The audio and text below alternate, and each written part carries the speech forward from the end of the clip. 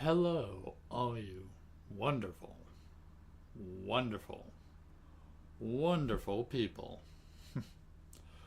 Welcome to another stream. You might notice a little bit different camera layout. Well, I changed things up a bit, so now I have the camera a little bit more above me instead of directly in front of me. Figure that might add a little bit.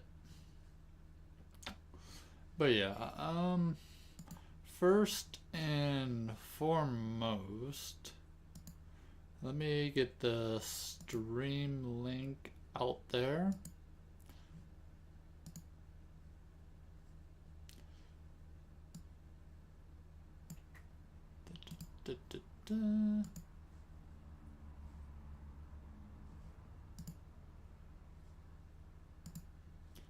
Okay.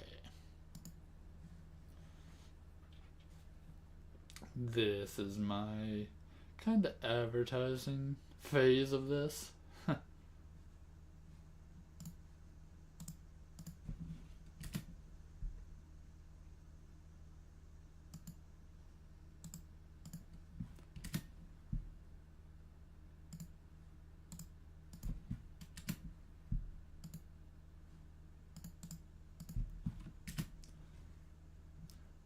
Also, this will give me a little bit of time before people start to come in.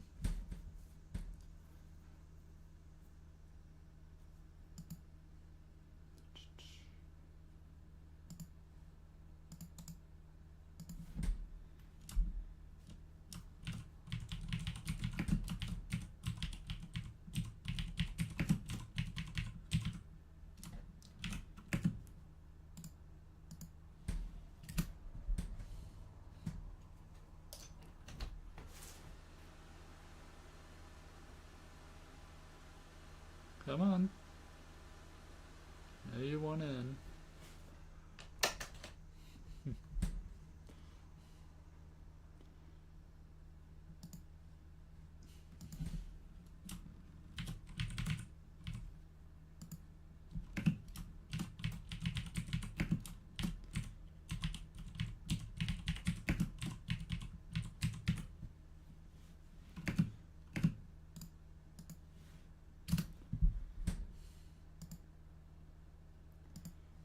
And then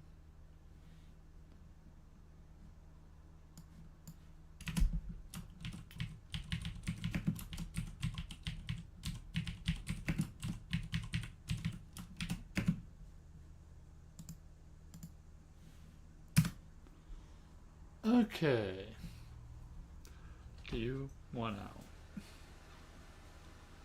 Okay.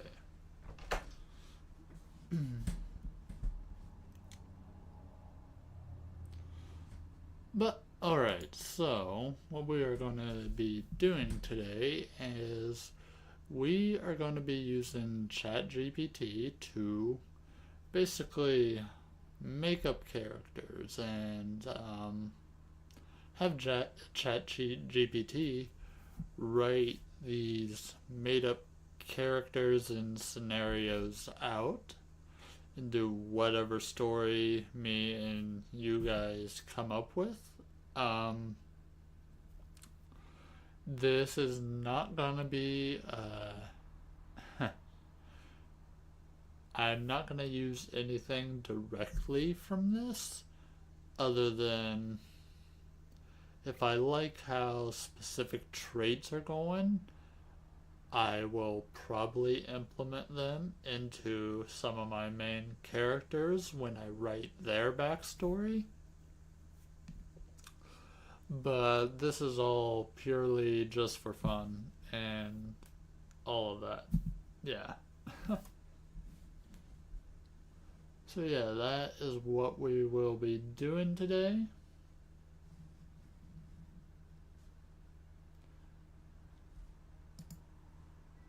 I do have one more place I can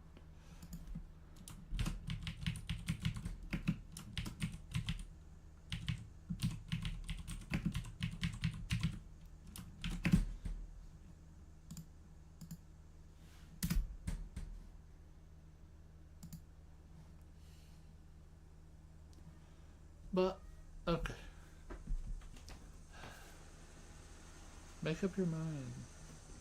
Oh, I get it. You wanted to bring me a toy, didn't ya? Didn't ya? Okay. You got your little hunting out. Good for you.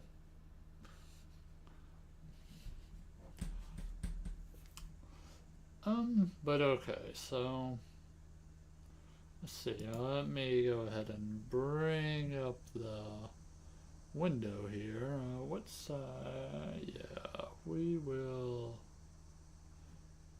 put myself on this side. Sure. Why not? So this right here is kind of the layout of Chat GPT. I realize I'm a little bit small. Actually, I can maybe put myself in a little better spot. There we go. But yeah, so basically with this, you type in whatever question or whatever statement, whatever you want Chat GPT to actually do. Now, it can be used for many different things. I know a lot of people write it or use Chat GPT to do kind of tedious coding commands and stuff like that.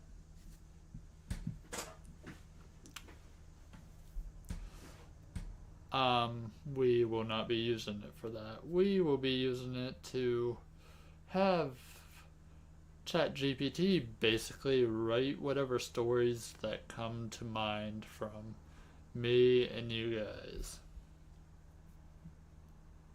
That's ultimately what I'm doing.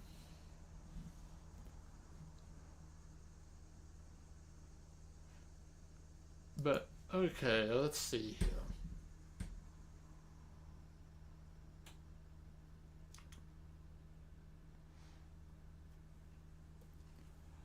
I guess for sake of naming, and because I kind of suck at naming,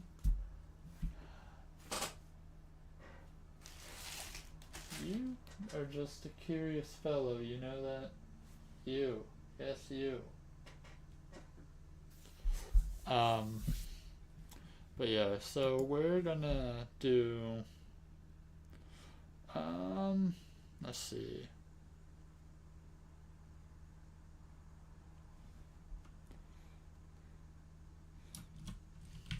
Create a 2,000 word chapter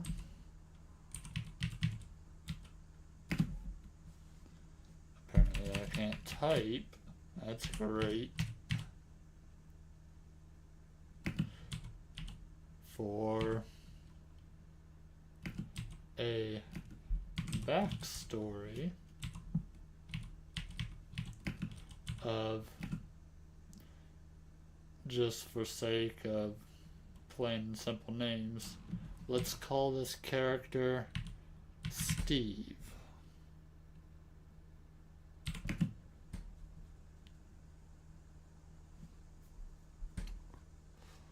Now, what are some traits that I want this character to have?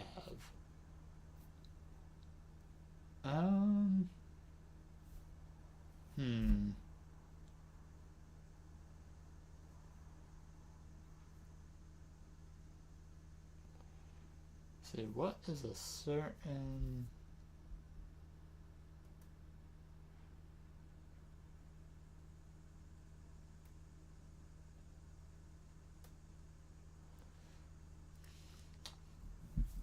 Let's see.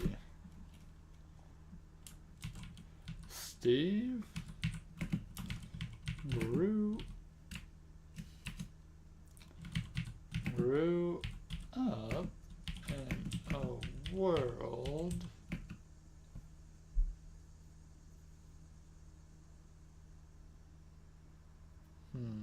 kind of world do I want for this character? Let's do something crazy.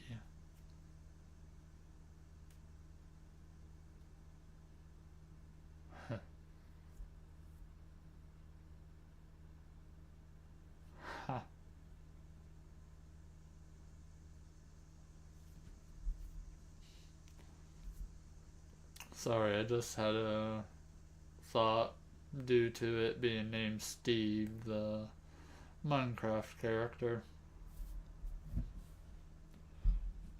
Um,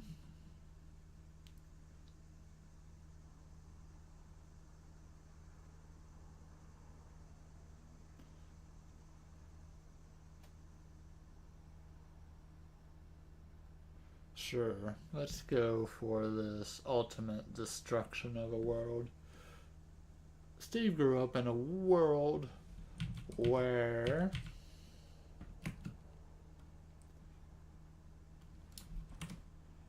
volcanoes, if I can type, volcanoes erupted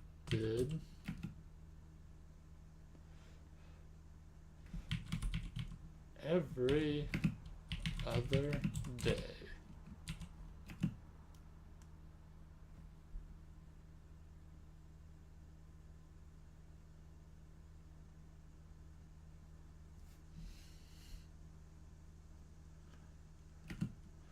Let's see, what else?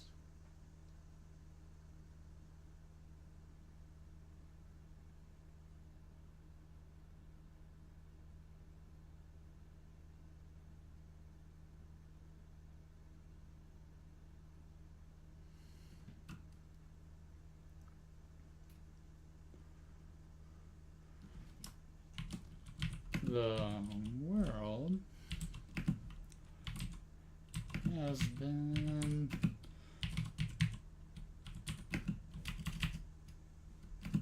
overrun by rivers of lava.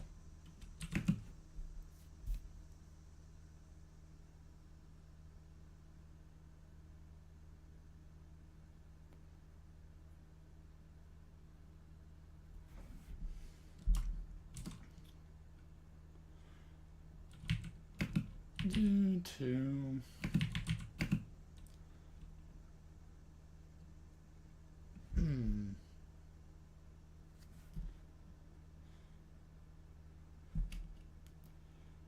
due to the nature of this world,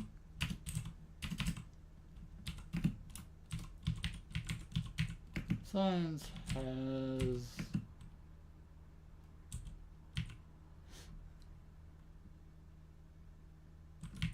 developed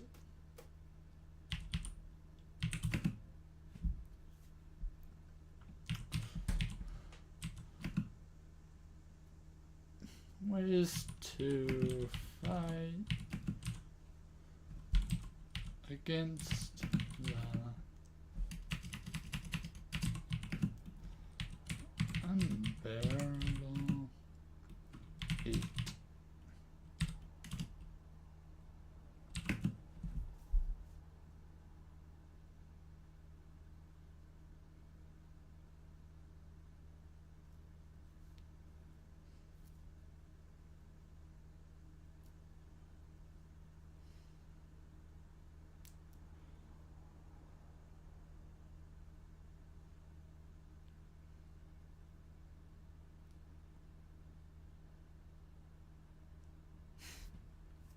This is going to be completely ridiculous, but why not? Steve has a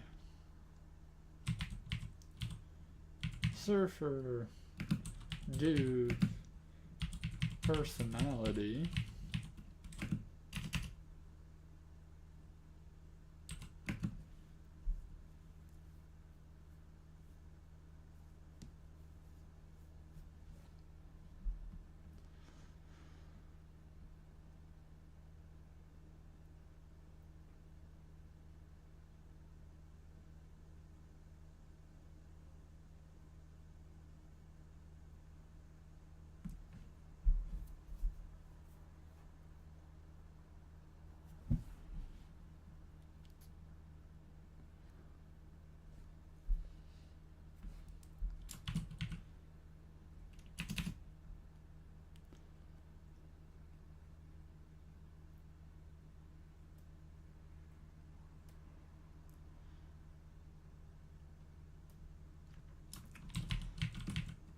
Steve wants to be the first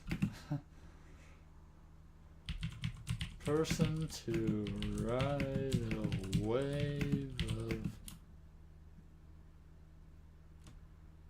I don't know if it's considered magma once it goes out of a volcano, so let's just call it lava again.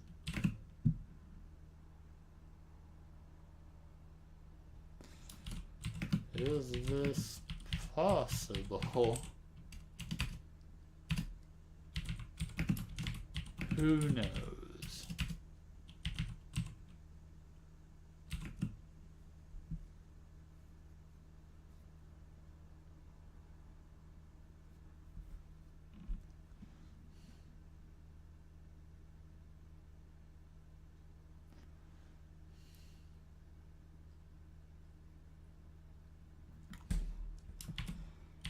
Hopefully,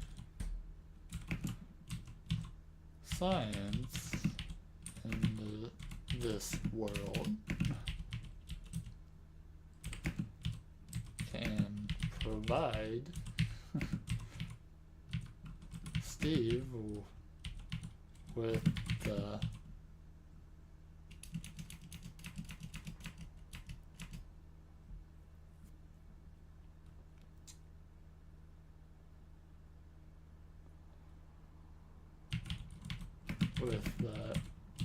an ability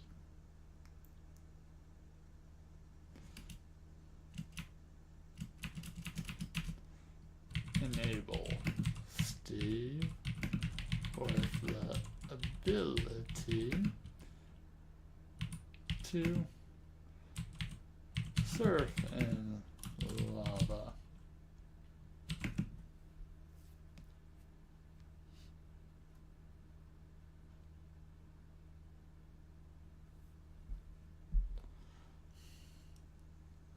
What else do we got here?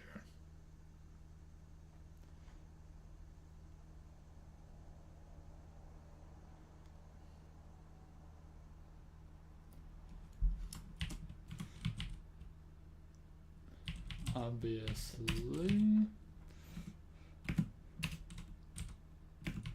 the world is quite dangerous.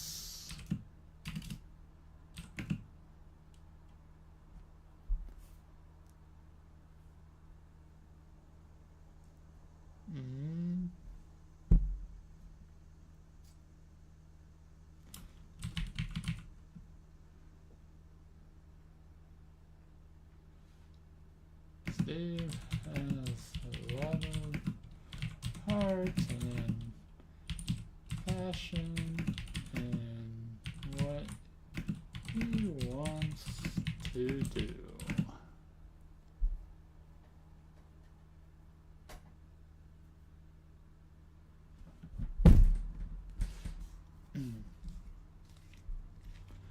Trying to be picky and choosy about specifically what I want to write out, because with Chat GPT, the free version anyways, you only get every 3 hours, you're only able to send them around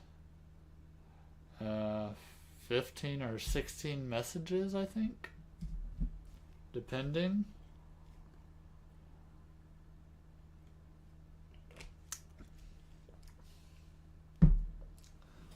So I want to write out specifically what I want.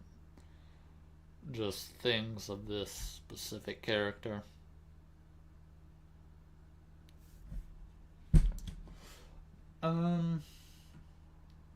Obviously what I wrote out is a little bit ridiculous, but that is the fun in this.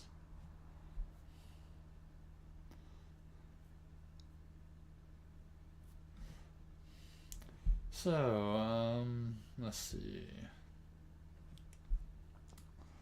So we have Steve. He is a surfer dude, and he is grown up in a world where volcanoes erupt every other day, and the world has pretty much been covered in lava. And Steve's dream and passion is he wants to use the science of this world to basically ride that lava wave.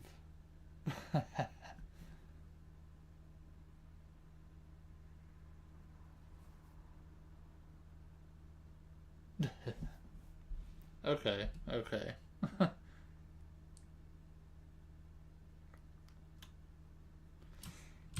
Steve has a unique feature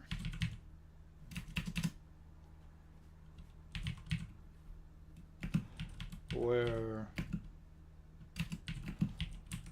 one of his foot mysteriously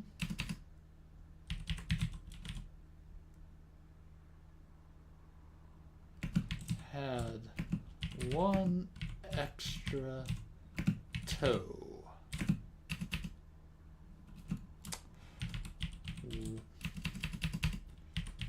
Would this be something to help him have better balance when riding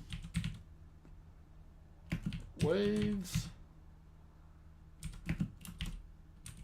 Only Steve knew.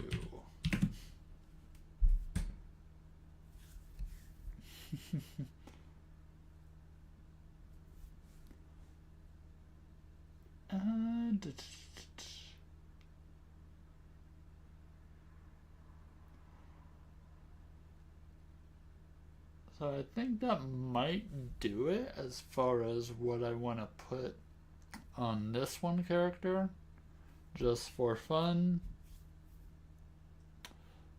So, I will give it a few minutes before sending, just in case anyone else wants to input anything.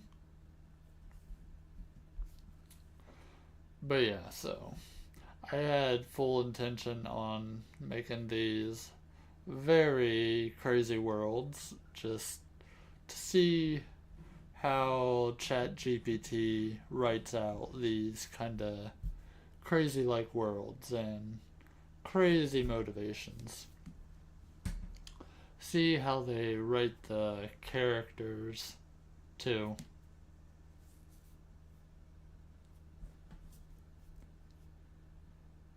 I'm also giving myself a few more minutes just in case I think of anything else I want to add on to Steve the Surfer Dude.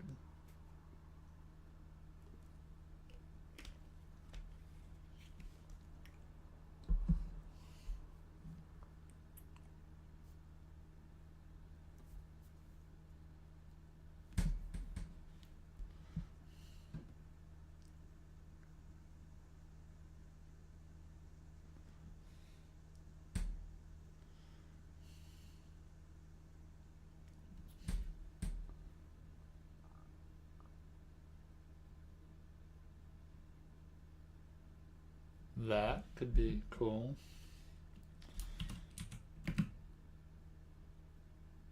The world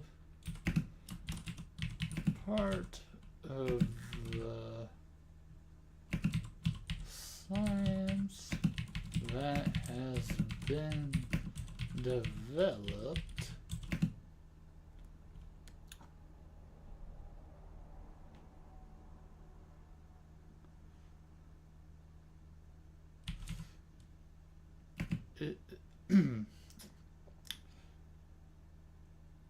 is a steam power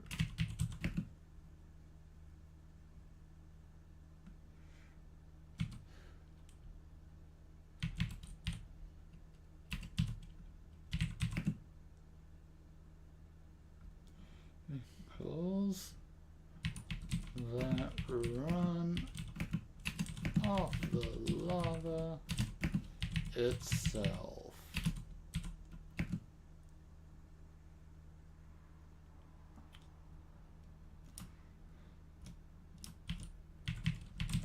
Perhaps there is some material in the world that Steve can use between all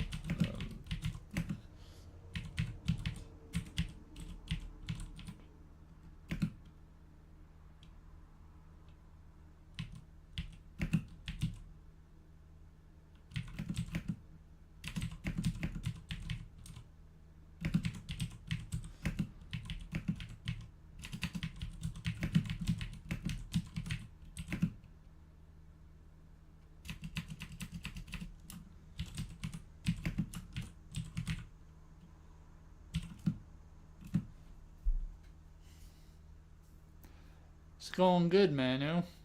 Just kind of writing out things for the first character. So far we have Steve. He is a surfer dude that lives in a world that was where volcanoes erupt every other day, and so cause the world to be like overrun with lava and stuff. So yeah.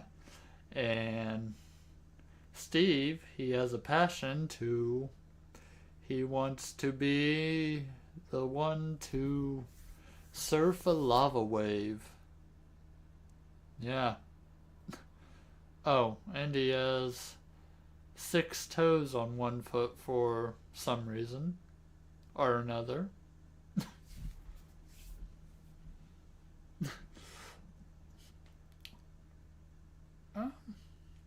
Alright, let's see what.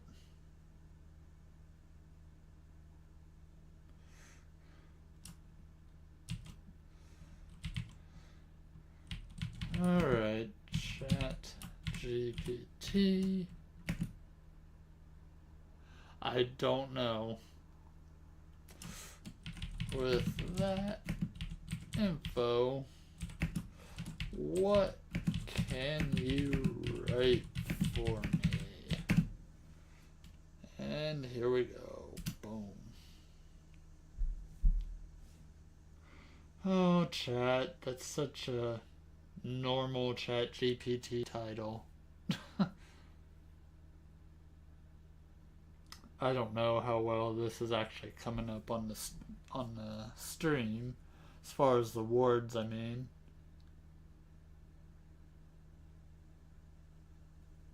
But I'll read this to you once it writes out everything.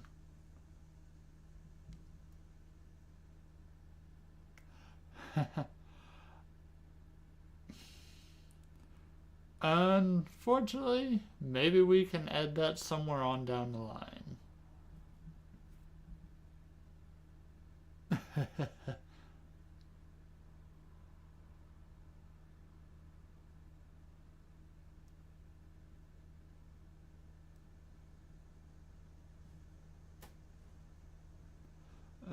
Continue generating. So I did tell it to write like 2,000 words for a chapter, so.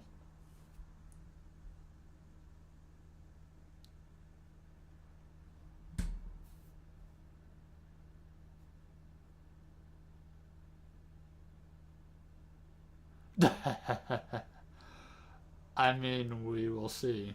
Okay. So now we have chapter 1, the lava surfer. The air was thick with heat, the kind that blurred the horizon and made the earth shimmer like an illusion. Steve stood on the edge of a rocky cliff, his eyes scanning the landscape below. Rivers of molten lava sneaked their way through the valleys, glowing a fierce orange-red against the dark ashed ground. In the distance, a volcano rumbled, sending plumes of smoke and ash into the sky. It was a typical day in the world Steve called home, a world where volcanic eruptions were as common as rainstorms once were, and the ground beneath your feet was never truly stable.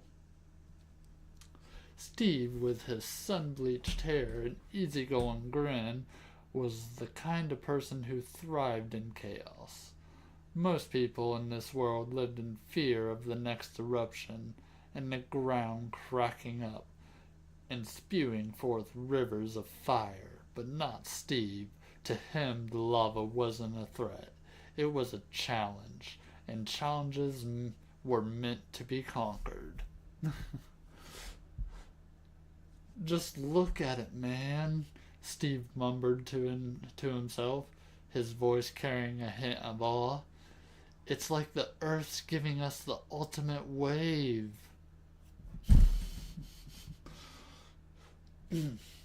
Steve had always been drawn to the ocean, at least what was left of it. The seas had reduced, leaving behind barren shores and dried-up reefs. But Steve still remembered the feeling of riding the waves as a kid, the rush of adrenaline as he caught the perfect curl. But those days were long gone, and the oceans were no longer what they once were. Now the only waves to ride were the ones made of fire and molten rock. But that didn't stop Steve. If anything, it fueled his passion even more. He was determined to be the first person to ride a wave of lava to conquer the fiery tides that now ruled the world. It was a crazy dream, but Steve had never really been one, but Steve had never been one to back down from a challenge. His unique feature, the extra toe on his right foot, had always set him apart. As a kid, it had made him a bit self-conscious, but over the years, Steve had come to see it as a blessing. The extra toe gave him better balance, a natural stability that made him a better surfer than anyone else he knew. And if there was anyone who could ride a wave of lava, it was Steve. But riding lava wasn't as simple as grabbing a board and jumping in. The heat alone would incinerate anything, or anyone who got too close. The science of Steve's world had come a long way, developing materials and technologies that could withstand the unbearable heat. Steam-powered vehicles designed to run off the very lava that flowed through the world were common now. They used a special alloy known as volcanium. Wow, that wasn't original at all. But yeah, known as volcanium, a metal that could not only withstand the intense heat, but also harness the energy of lava itself. Steve knew that if he was going to ride a wave of lava, he needs to create a board out of volcanium. But that was easier said than done. Volcanium was rare and expensive, found only in the deepest parts of the lava river where the heat was most intense. Harvesting it was a dangerous job, and few dared to venture that close to the molten flow. But Steve wasn't just anyone. He had heart, passion, and a burning desire to achieve the impossible. He was willing to do whatever it took to get his hands on enough fulcrum to craft the perfect surfboard. His journey began in the bustling city of Pyros, Okay, again, not original Chat GPT. A place, Pyros, a place built on the edge of an active lava river. The city was a marvel of engineering and steam-powered machinery humming and clanking on every street corner. The buildings that yeah, the buildings were made of heat-resistant material and people wore clothing designed to protect them from the constant oppressive heat. Pyros was a city of survivors, a people who had learned to live in a world where the ground could turn to liquid fire at any moment. Steve made his way through the crowded streets, his mind focused on his goal. He had heard rumors of a blacksmith named Kale, a master craftsman who could work with Volcarium like no one else. If anyone could help Steve create a lava-proof surfboard, it was Kale. Just a heads up, I did not come up with the character Kale. This is someone Chat GPT implemented into this story, so that's kind of cool to see. He found a blacksmith's forge at the edge of the city, close to where the lava river flowed its brightest. The heat was intense here, even by Pyro's standards, and the air was thick with the smell of molten metal and smoke. Steve approached the forge where Kale, a burly man with arms like tree trunks, and hammering away at a glowing piece of metal. Kale! Steve called out over the noise. The blacksmith looked up, his face streaked with and wait, what? The blacksmith looked up, his face streaked and soot, and nodded in acknowledgement. What can I do for you, surfer boy? Steve grinned, used to the nickname. I need your help. I'm looking to ride a lava wave, and I need a board that can handle it. Kale raised an eyebrow, setting down his hammer. You're serious, aren't you? Dead serious, Steve replied. I've got the skill, but I need the gear. I heard you were the best when it comes to working with Volcarium. Kale let out a low whistle. You've got guts, kid. I'll give you that. But you know how hard it is to get your hands on Volcarium, right? I know, but I'm willing to do whatever it takes. Just tell me what I need to do. Kale studied Steve for a moment, then nodded. All right. The place is not far from here. A chasm where the lava flows deeper than anywhere else. It's dangerous as hell, but if you're crazy enough to try to harvest Volcarium, that's where you'll find it.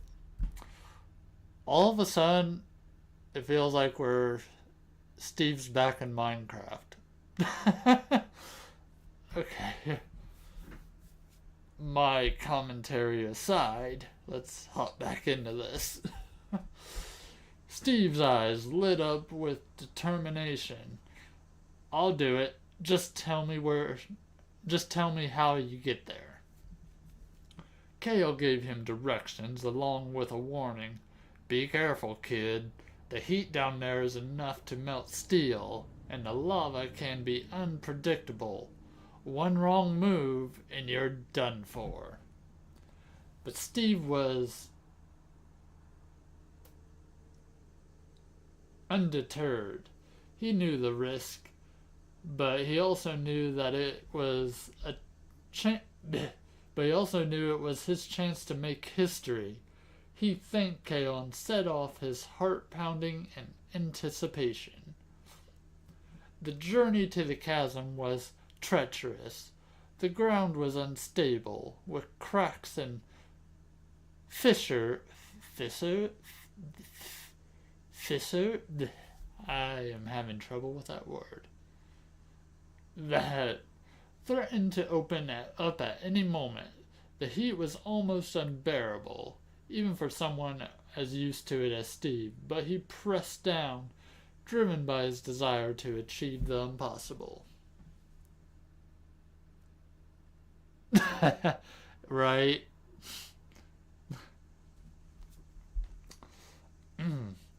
Finally, he reached the edge of the chasm. It was massive, gaping hole in the earth with lava bubbling and churning far below.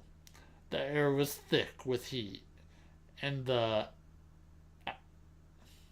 acrid smell of sulfur.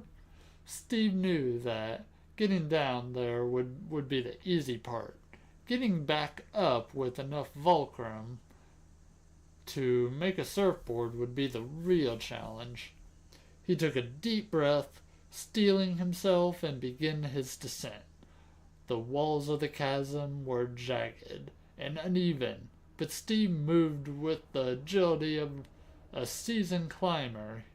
His extra toe gave him better balance, allowing him to find footholds where others might have slipped. As he neared the bottom, the heat became almost unbearable. Steve could feel the sweat pouring off him, his skin prickling with the intensity, but he kept going. His eyes fixed on the glowing patches of Volcarium embedded in the rock. It was beautiful, like liquid silver, glowing with an otherworldly light. Steve knew that this was what he had come for. He reached out, his gloved hand brushing against the Volcarium. The metal was hot to the touch, but not unbearable. Carefully, he began to chip away at the rock, freeing the precious metal from its confines. It was slow, painstaking work, but Steve didn't mind. He was focused, determined to gather enough to craft the perfect board. Hours passed, and finally Steve had collected enough Volcarium to fill his pack. His muscles ached from the effort, and the heat had sapped his energy, but he felt a surge of triumph as he looked at the gleaming metal. This was it, the key to his dream. But as Steve began his ascent, the ground beneath him rumbled. He froze, his heart pounding. The lava below bubbled more violently, and cracks began to form in the walls of the chasm. The volcano was waking up. "Come on, Steve," he muttered to himself, pushing down the rising panic. "You've got this." He climbed faster, his muscles burning with the effort. The chasm shook around him, and chunks of rock began to fall, narrowly missing him. The lava below surged, rising higher and higher, but Steve didn't look back. He couldn't afford to. Finally, after what felt like an eternity, Steve reached the top of the chasm. He hauled himself over the edge, collapsing on the ground, gasping for breath. The chasm roared, but behind him, the lava now spilling over the sides. But Steve didn't care. He had made it. Whew.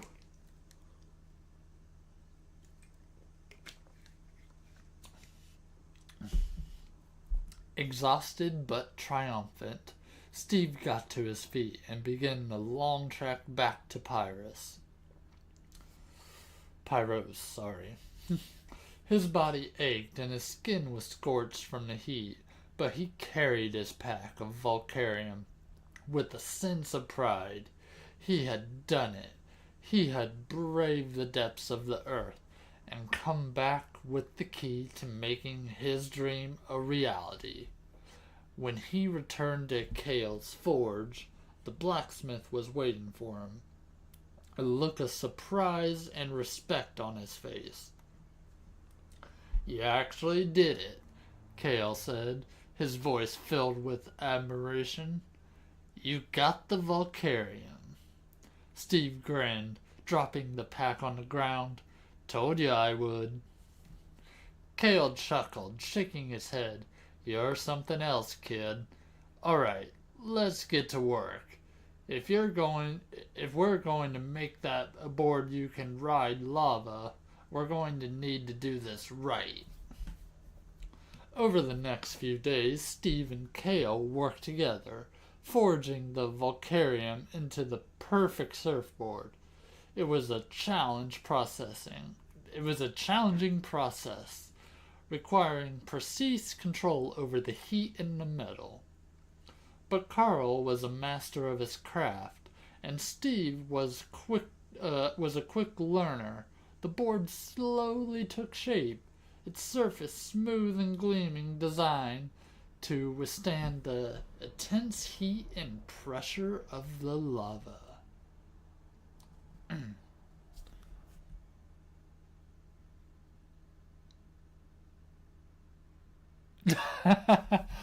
I have no idea. Finally, after days of hard work, the board was complete. It was a masterpiece, a sleek silver creation that glowed with a soft inner light. Steve ran his hand over the surface, feeling the cool, smooth metal beneath his fingers. This was it. This was the board that would make his dream a reality. But there was still one final test to face: the lava itself. Steve stood at the edge of the lava river, his heart pounding with the mix of excitement and fear. The board was strapped to his back, and he could feel its weight reassuring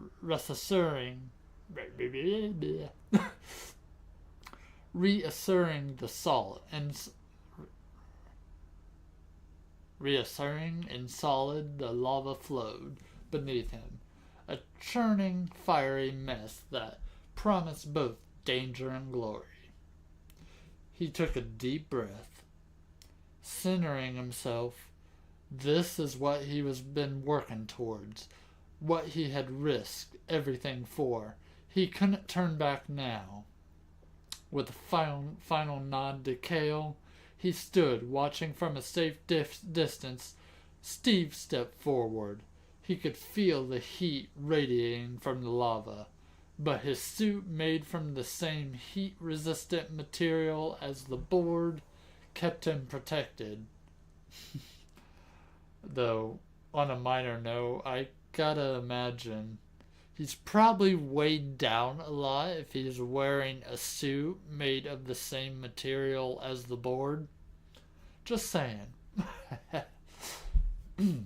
Steve positioned himself at the edge, his eyes fixed on the flow of lava, searching for the perfect moment.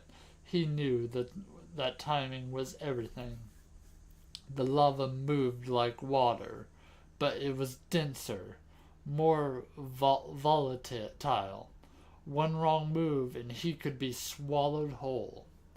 And then he saw it, a surge in the flow, a wave of lava rising up, ready to crest.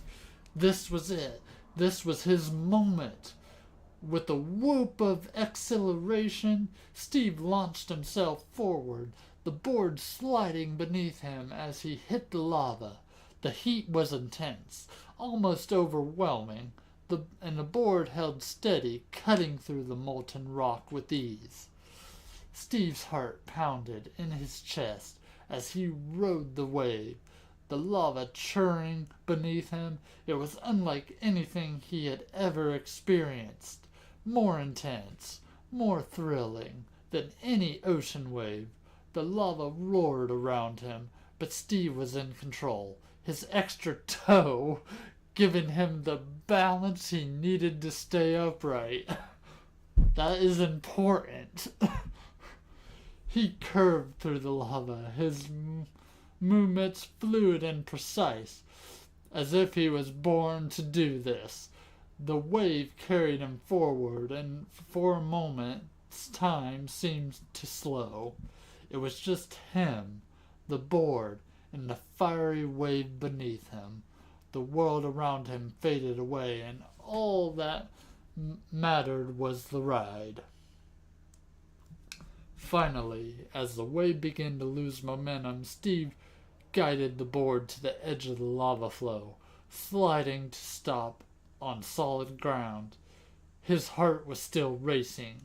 His body trembled with adrenaline, but a wide grin spread across his face. He had done it. Steve looked back at the lava, still glowing and churning, and then down at his board, the Volcarium metal still cool to the touch. He had achieved the impossible. He had ridden a wave of lava. Kale approached, a look of awe on his face. "You actually did it," he said, shaking his head in disbelief. Steve laughed, the sound filled with pure joy. "I told you, man. I was born to ride." And as he stood there, the first person to ever ride a wave of lava, Steve knew that this was the beginning. There was more waves to conquer, more challenges to face, and he was ready for all of it, because in this world of fire and molten rock, Steve was the lava surfer, and nothing can stand in his way. Bravo, Chat GPT. Bravo.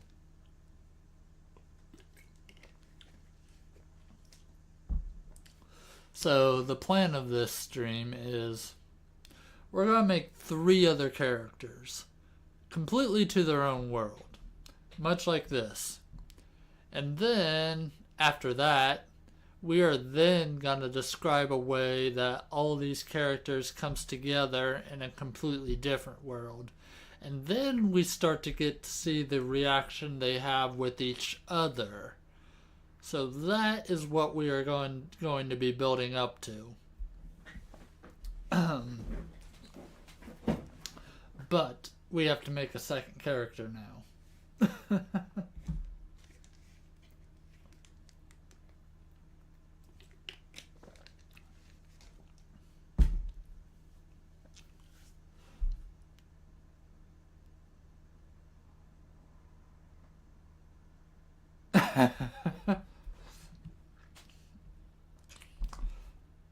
So, I'm sure you've noticed, but Chat GPT is not perfect, obviously. Sometimes things get repeated, sometimes a little bit too many times, but it was still enjoyable.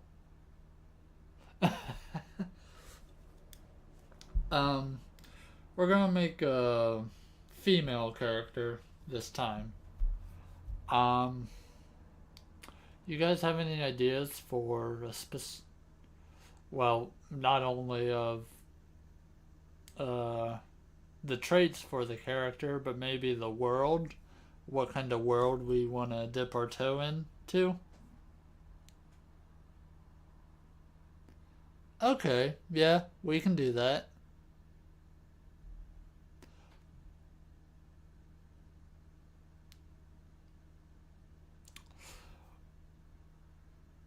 It might be possible where we can make one of our main characters that we make into a love interest eventually.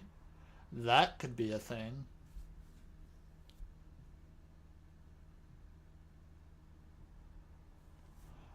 But yeah.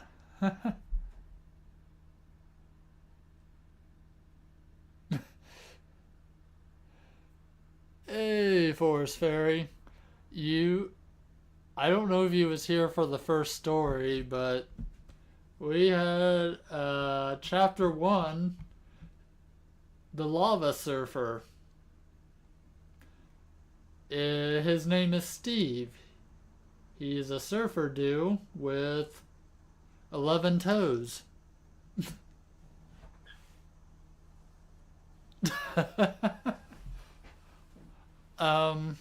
Right now we're about ready to make our second character.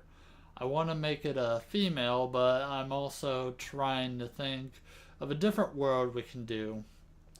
The first world we did with Steve was basic.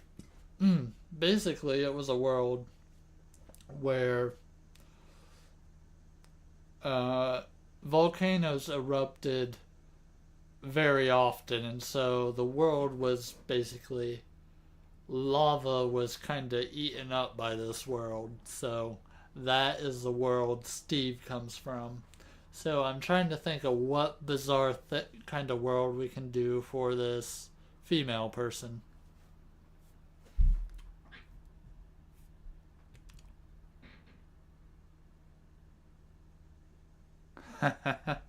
Okay.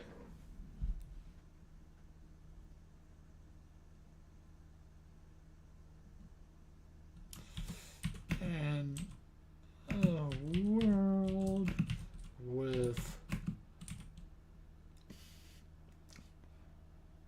no planet surface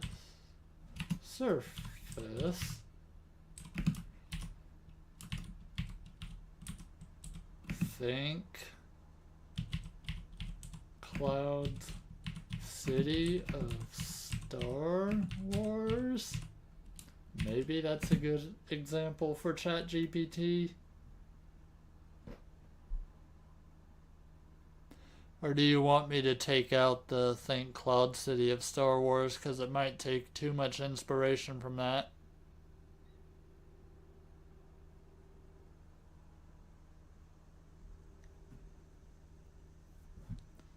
Actually, yeah, let's take that out. The only surface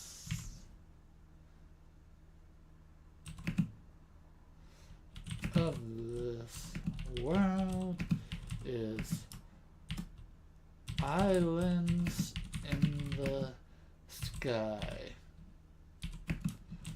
Some islands with cities and some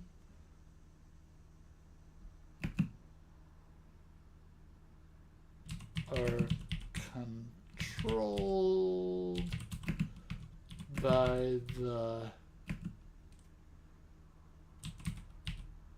animals of this world.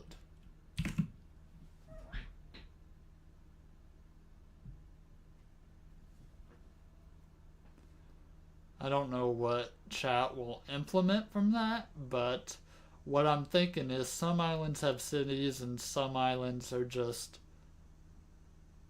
are full of nature, I guess.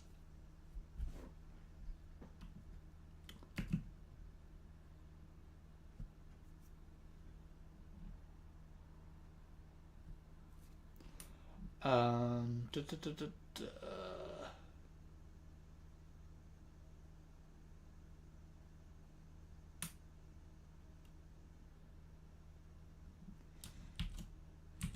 In this world, do you want technology or like writing like mystical creatures to get from one island to another?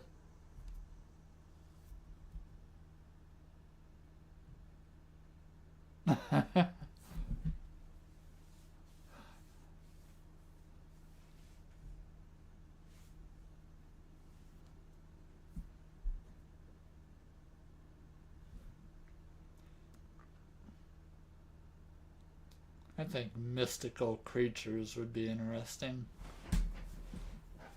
In this world, mythical creatures are used to fly from one island to another.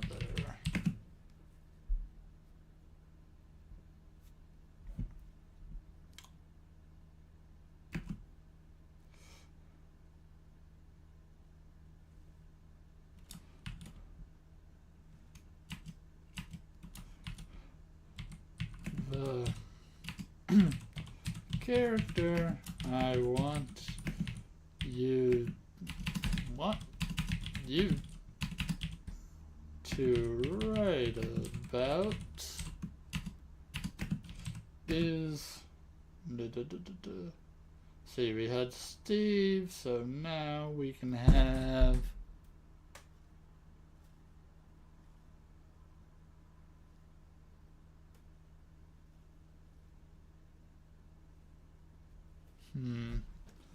weather.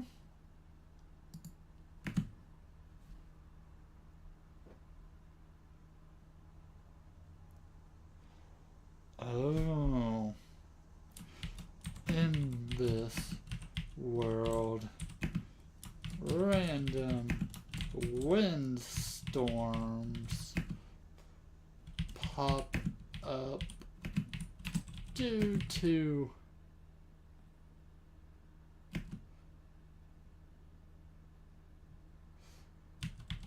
whirlwind pools in the clouds.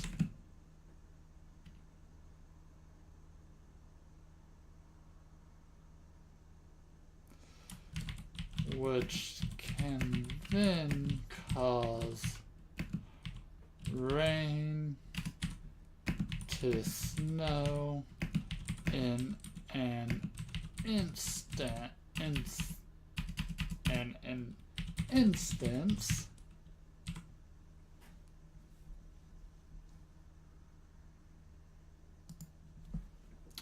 Character I want to write is what kind of generic name we can use, just unless someone has a specific name they want to use for this female.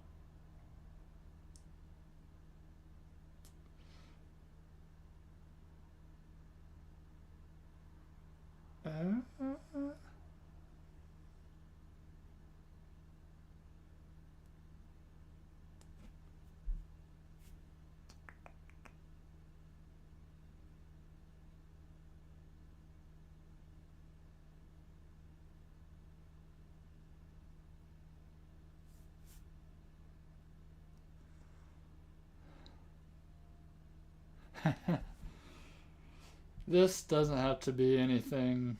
Well, like I said, I named the first person Steve, so it's not like I'm looking for anything much. Like, I'll probably just end up typing in something. Is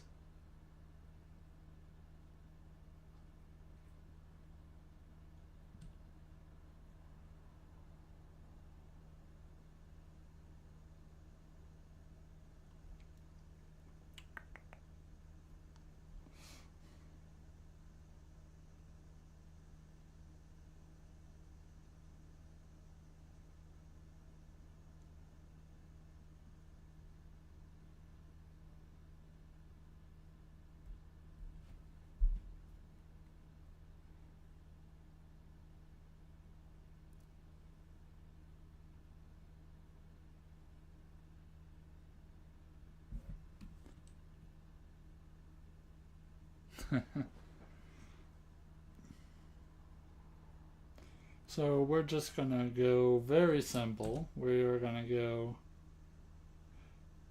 Sarah without a H.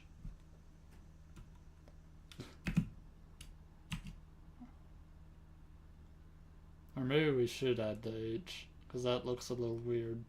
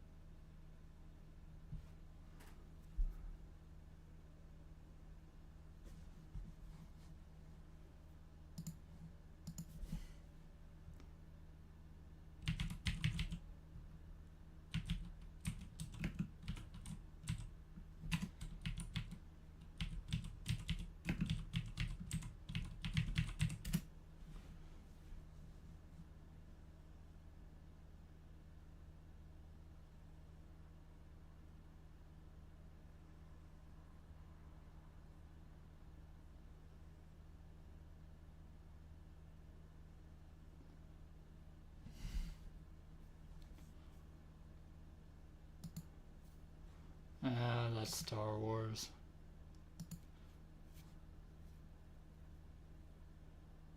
Typhoon, which is a giant serpent kind of creature.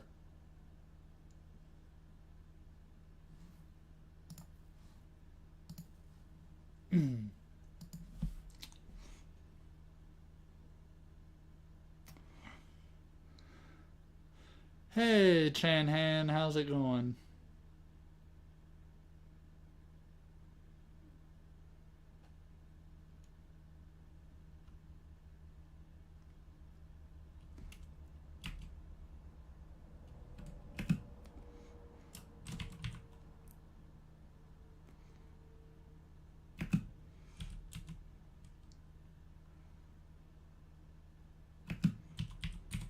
Constantly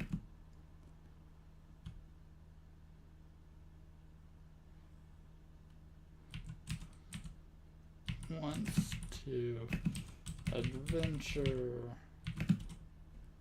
out to see, whoops, I did not mean to hit that, to see just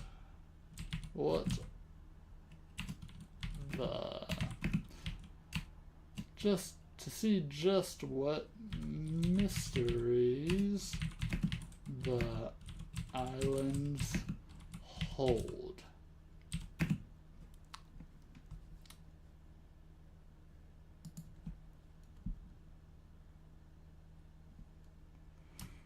She is not afraid to get what she wants.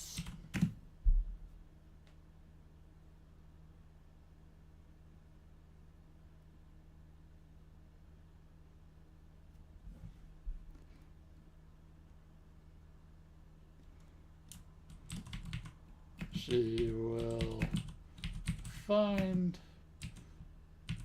a way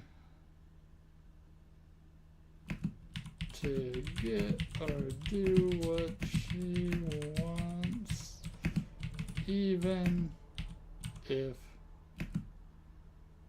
she is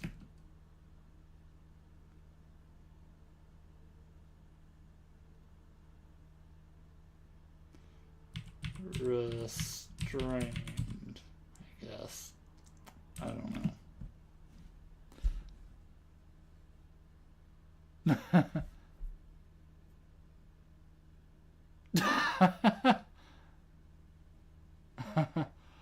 Alright. She has a weird phobia of seeing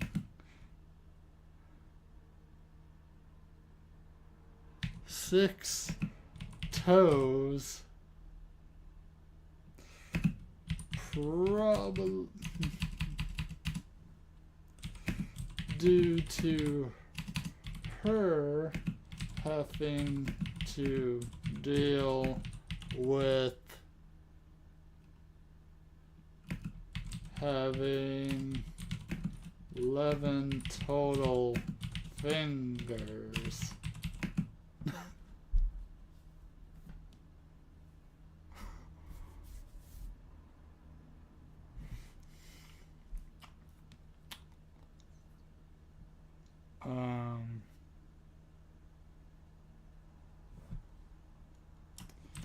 She has a treasure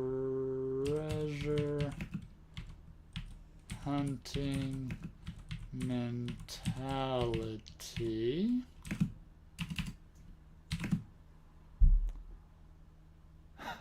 All right, Manu.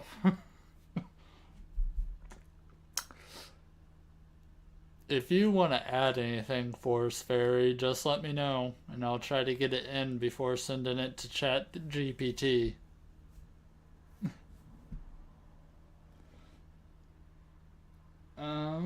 I'm thinking Sarah has her own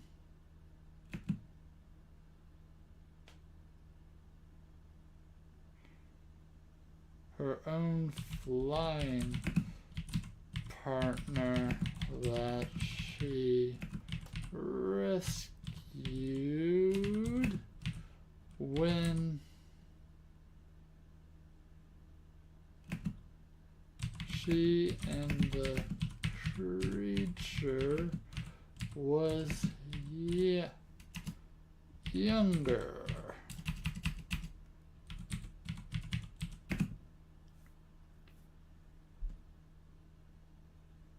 Goggles? Okay.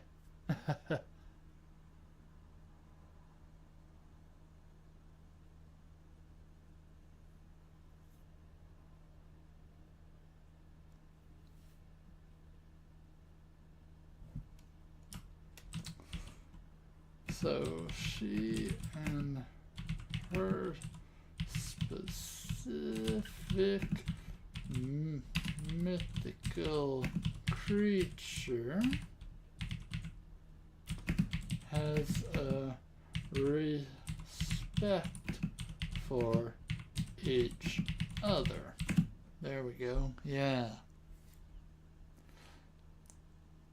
Though I'm someone who owns a couple cats, so I very much like the idea of having my own personal kind of animal pet kind of thing.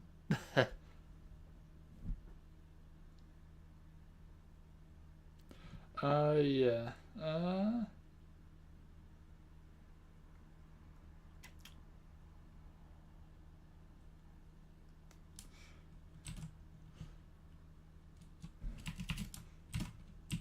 Sarah specifically has goggles that she never removes from her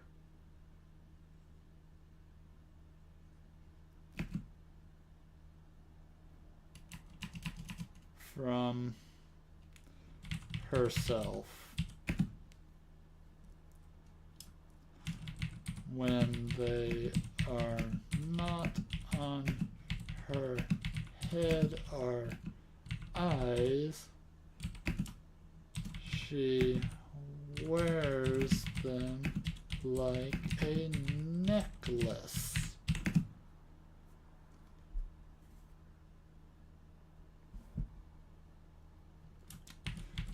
These goggles are one of the last few items she has left over from her father.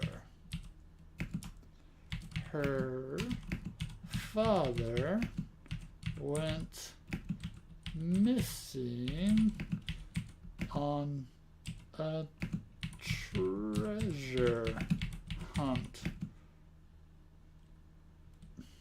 when Sarah was younger.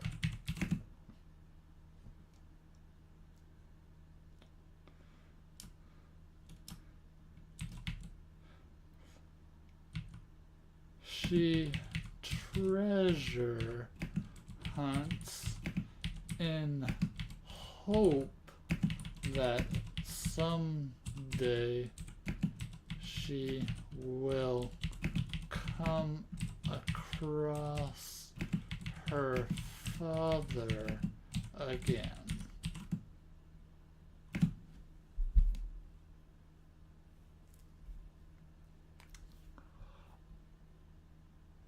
Okay, so I could probably keep going with this. I think I pretty much said what I wanted to. I think this is a pretty good base. Is there any other traits you want to add to this character? Whether it be personality or looks, or anything along those lines, because right now she's a treasure hunter. She's not afraid to get what she wants and will do anything to get her way, even if people try to stop her. And right now that is her character base. And she apparently has a phobia of 6 toes. And she has 11 fingers, apparently.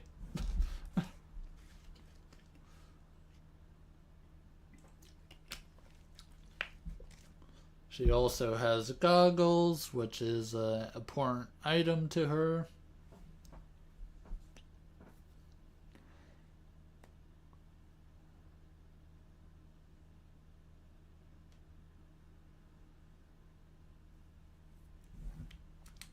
Okay, I think I can play on that.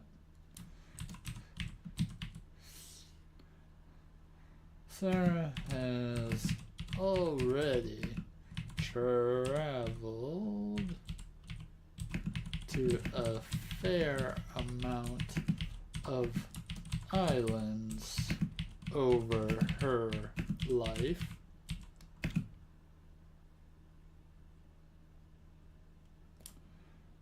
She has seen more creatures in these environments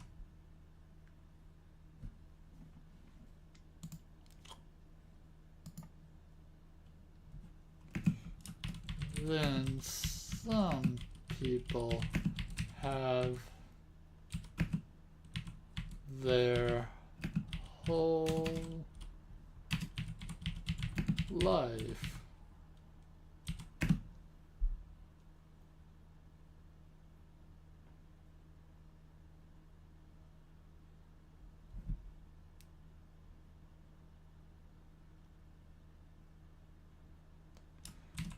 Sarah has been known to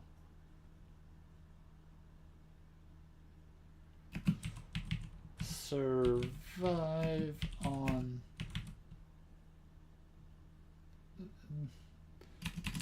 an island for days. There we go. I think that covers that.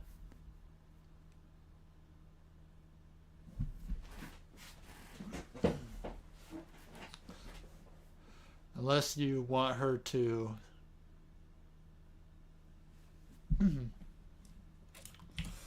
over that time.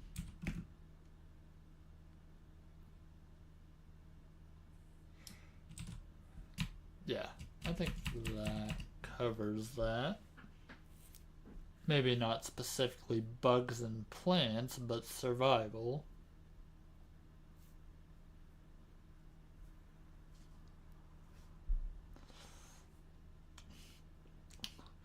Alright, since we have so much in here, I'm going to see if Chat GPT will write a 3,000 word chapter for this character. For this chapter, could you write it in 3,000 words?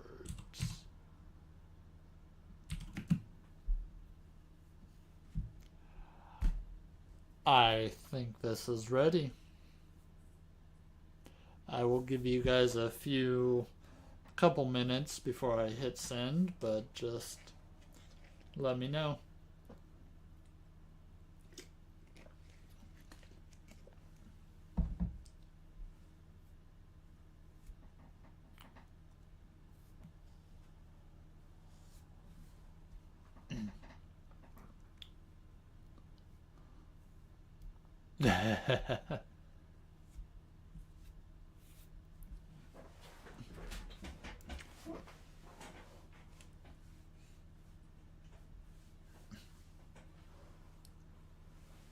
Yeah, it should be fun.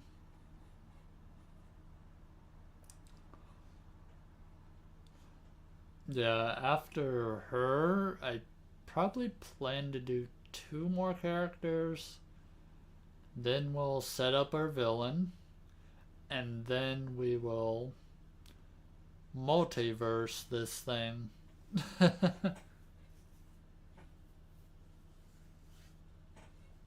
Alright, Chat GPT, go for it.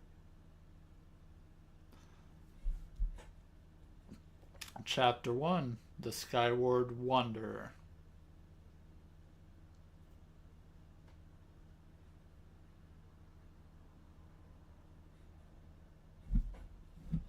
Um, Maybe not, but he got to add in her phobia at the very least.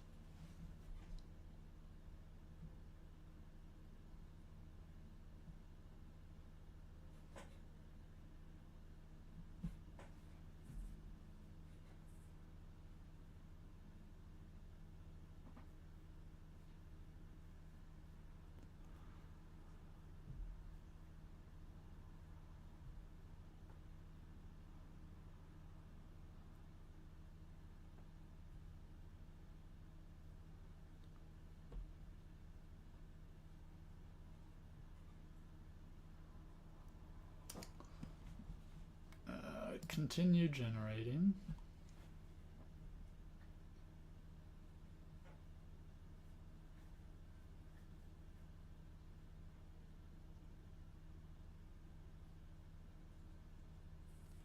Oh no, it multi-chaptered this. Whoops. Didn't mean for Chat GPT to go into that, but okay, we're gonna have like two chapters, I guess. I also can't believe I've been live for already like an hour and a half. Flying by.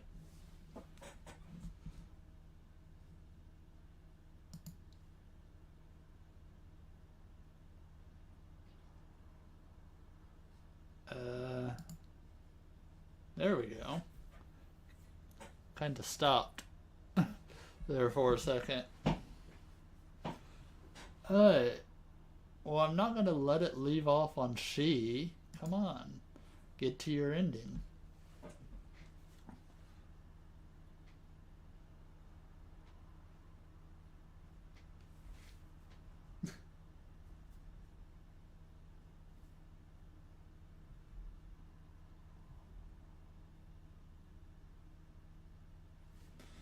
Okay, so we have a couple chapters here. Okay.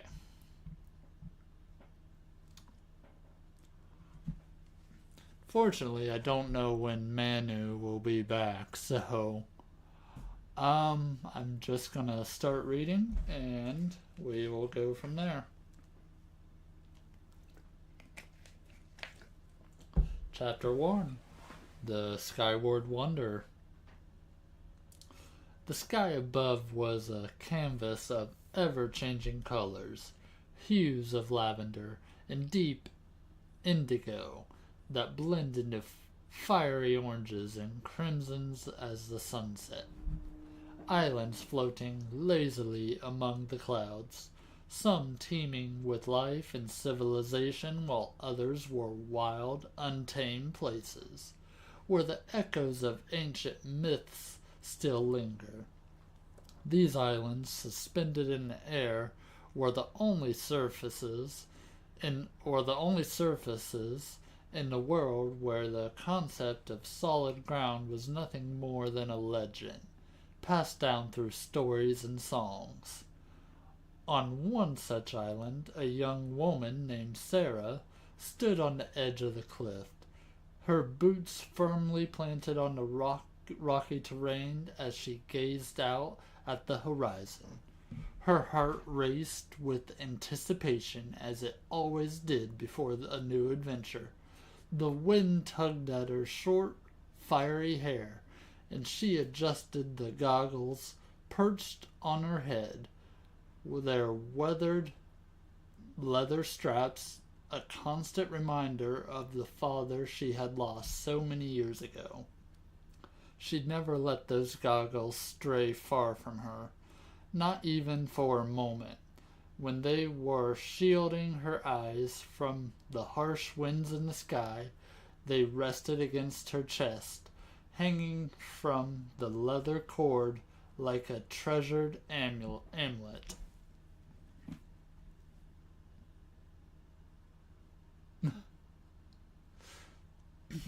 Sarah was a treasure hunter, an explorer of the unknown, and a seeker of mysteries that others were too afraid to confront.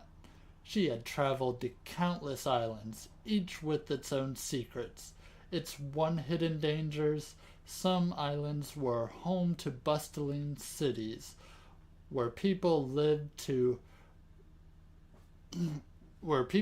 in relative comfort, shielded from the harsh elements by towering walls and advanced technologies.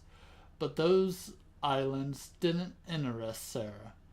Her heart belonged to the wild places, the forgotten islands, where few dared to tread. It was on those islands that she felt more alive, where the thrill of discovery set her blood on fire. Today was no different. A storm was brewing on the horizon, dark clouds swirling ominously as they gathered strength. Most would see it as a sign to seek shelter, but to Sarah it was an invitation. The islands were at their most mysterious when shrouded in storm clouds, their hidden treasures waiting to be uncovered by those brave enough to venture into the tempest. She looked over her shoulder where her flying partner, a majestic griffin named Zephyr, stood waiting. Zephyr was a creature of legend, half eagle and half lion, with powerful wings that could carry them both across the vast sky. His feathers shimmered in the fading light, a mix of golden and hues, and his sharp eyes reflected the same excitement that burned within Sarah. Yeah, I'm not really surprised that it picked Griffin as a mythical creature because it's so common, but still pretty cool.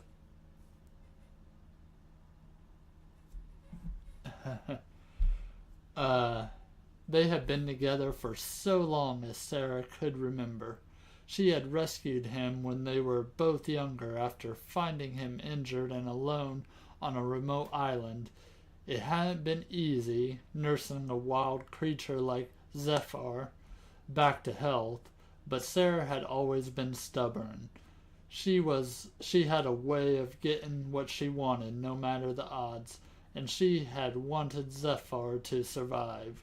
Over time they had developed a bond that went beyond more companionship.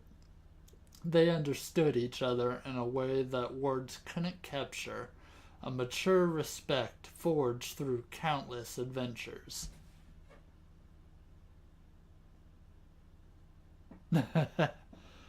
Yeah. So this will be 2 chapters, Manu. So far, let's see. We have Sarah, which is basically a treasure hunter that lives in like a sky kind of island world, like Skyward Sword, in a sense. And she saved a creature when they were younger, so now She has a close bond with this mythical creature that she uses to fly from island to island when she's out adventuring. She has a pair of goggles that are left by her father, who disappeared when she was younger because he got lost on a treasure hunt, or as far as we know. So she never keeps them goggles far from her. And that is essentially what we're doing. They just described her rescuing this griffin, her flying partner, when they were younger and nursing it back to health. Alright. You ready, Zeph? Sarah asked, her voice carrying over the wind. Zephyr responded with a low rumbling growl, his powerful wings unfurling as he crouched ready to take flight. Sarah grinned, the familiar thrill of the unknown coursing through their veins. With one last glance at the gathering storm, she ran toward Zephyr and leaped onto his back, her hands gripping the thick feathers at the base of the neck. Hey, Thistlebeaks, how's it going? We are here, we are creating characters on Chat GPT, and we are reading what Chat GPT brings to us. We are on our second character story right now, and depending how long this takes, my idea is we're going to make 4 characters, 2 of them already made, and then make a villain, and then we're going to multiverse this thing. So that is the plan with this, so hopefully you enjoy the reading. I will read as well as I can. Alright, so right now, Sarah and her flying creature, Zephyr, are about to fly into a storm, so here we go. Let's see what the storm is hiding. She murmured more to herself than to Zephyr. He didn't need to be told twice. With the powerful beat of his wings, they were airborne, the ground falling away beneath them as they soared into the sky. I also want to comment, this is her world is a sky world of floating islands. A lot like Skyward Sword in that sense. Hey, Cass OSX, thanks for stopping by. Oh yeah, Pluto. I didn't know you by that name right off the hand. But now I do, because I remember you showed me your YouTube video.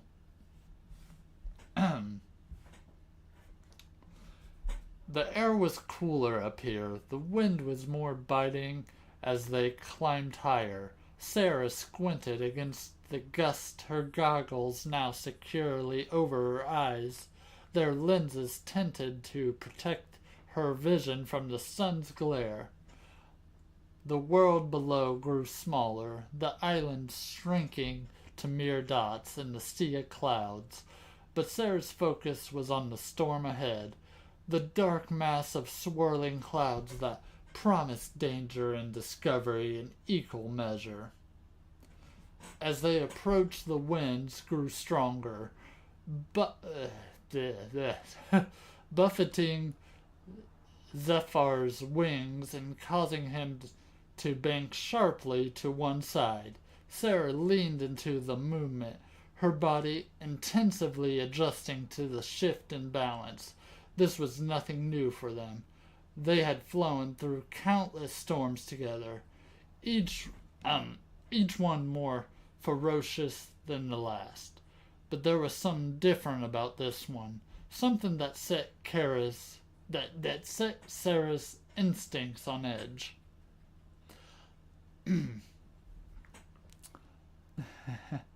I am doing great, and yes, there is a couple cats on my bed to my left, so yes, they are there. Her name is Colette, the one you see in the background. Let me see if I can get a nice image. There they are. Yeah. Sleeping.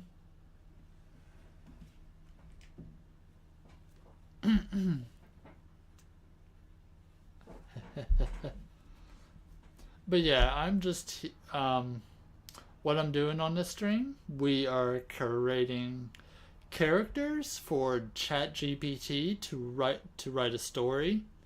For those who don't know, Chat GPT is a AI software, and you can ask them things and have them do stuff. So we are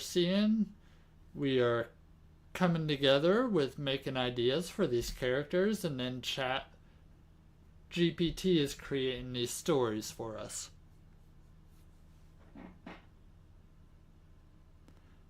Oh, nice. Oh, yeah. I can definitely see her coat being kind of similar to a lot of other cats.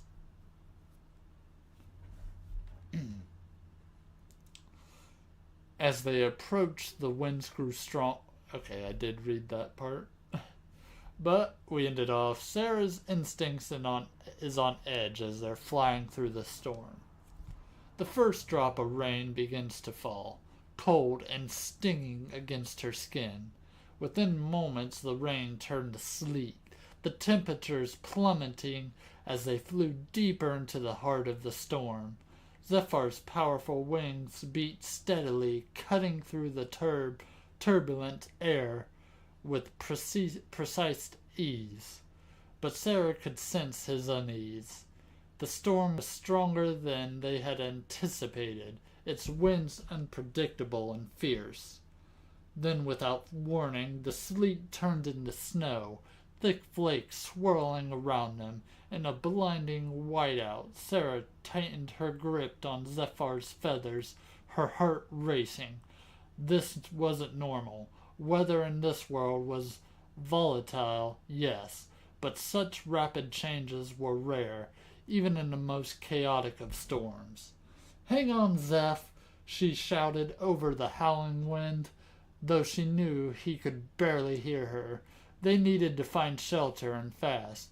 But in the binding snowstorm, the islands around them were hidden, their position masked by the swirling clouds.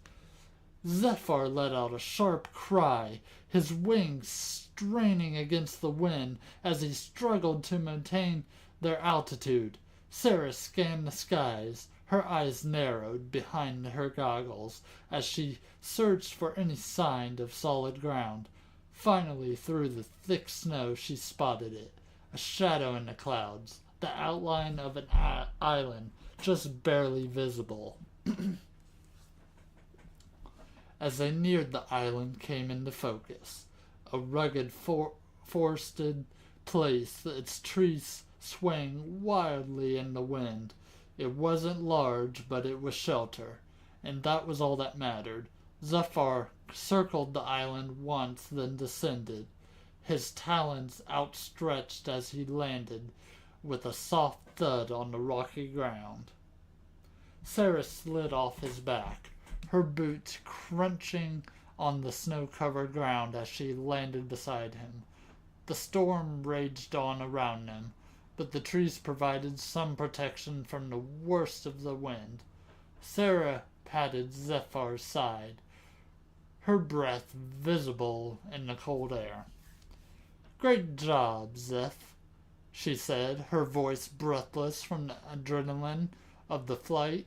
Zephyr huffed in a response, his sharp eyes scanning the area for any potential threats.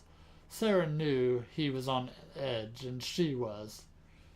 The storm was unnatural, and that meant they needed to stay alert. She pulled her cloak tighter around her. the thick fabric providing some warmth against the biting cold. Her goggles, now flecked with snow, hung around her neck as she surveyed the island. It was smaller than she had hoped, more of a large outcropping of rock and trees than a proper island, but it would do for now.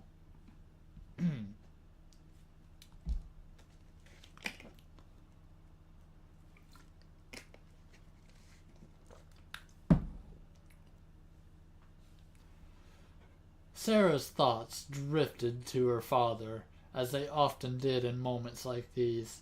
He had been a treasure hunter just like her, always chasing the next big discovery, the next legendary artifact. He had been fearless, a man who believed that no challenge was too great, no mystery was too deep to uncover. But one day he had gone on a treasure hunt and never returned. No one knew what had happened to him, and for years Sarah had been left with nothing but questions in the goggles he had given her before he left. She shook her head, pushing the memories aside. This wasn't the time to dwell on the past. She had learned to live with the uncertainty, to use it as fuel for her own adventure. Every island she visited, every treasure she uncovered, was another step closer to finding out what happened to her father. It was the hope she clung to, even if it was a faint one. The snowstorm showed no signs of letting up, and Sarah knew that they couldn't stay exposed for long. She glanced around the island, her eyes narrowing as she searched for any sign of shelter. A cave, a hollow tree, anything that could provide more protection than an open ground. "Let's see what we can find," she said, more to herself than to Zephyr. Though she knew he was listening, the griffin followed her as she began to explore the island, his keen senses alert for any danger. They moved carefully through the trees, the snow crunching softly beneath their feet. The island was eerily quiet, the only sound the howling wind and an occasional creak of branches under the weight of the snow. It was as if the snow had driven away all life, leaving the island a ghostly, silent place. After several minutes of searching, Sarah spotted what she had been hoping for. A cave, its entrance partially hidden by a thick curtain of vines. She approached cautiously, peering into the darkness. It was small, but it looked deep enough to provide them from the storm. "This should do," she said, pulling back the vines to reveal the entrance. Zephyr ducked his head to fit through the opening, his wings folded tightly against his sides as he followed her into the cave. The interior was dark, but Sarah's eyes quickly adjusted to the dim light. The cave was shallow, the walls were rough stone, and the floor covered in a thin layer of dust and debris. It was far from comfortable, but it was dry, and that was all that mattered. Sarah shrugged off her cloak, laying in the ground as a makeshift bed.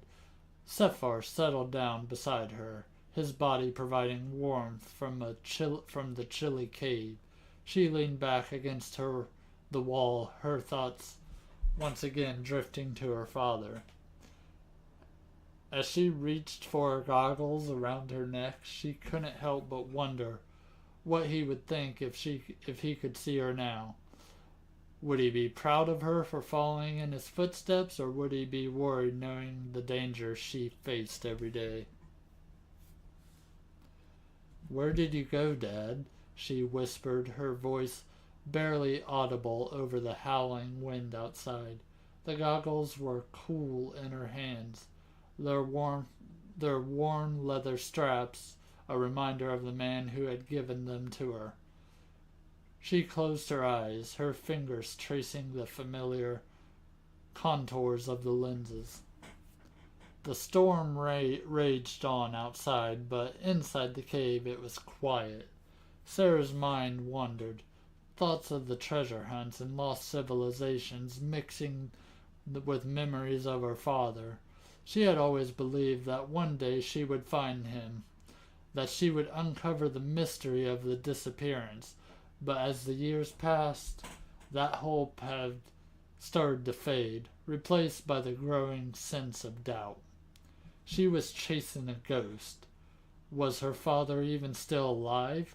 Or was she searching for something that no longer existed? The questions gnawed at her, but she pushed them aside. She couldn't afford to lose hope, not when it was the only thing keeping her going. As the storm outside began to wane, Sarah finally drifted off to sleep, her dreams filled with images of distant islands, hidden treasures, and the man who had taught her to seek out the unknown. And as she slept, the storm passed, leaving the island silent and still, a forgotten place in a world of floating islands and endless skies. Okay, that was chapter 1.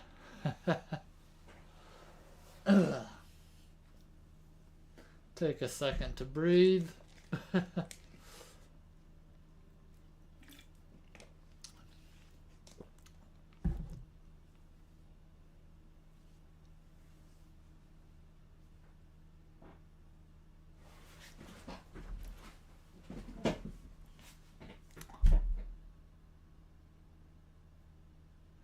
Yeah. It's definitely something.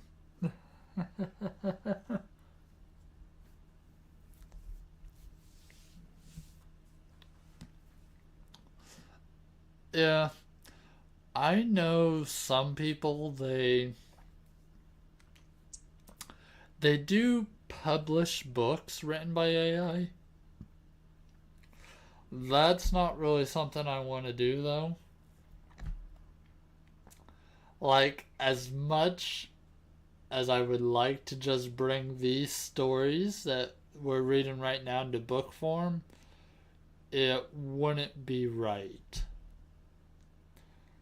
And who knows what that will hold for copyrights down the line.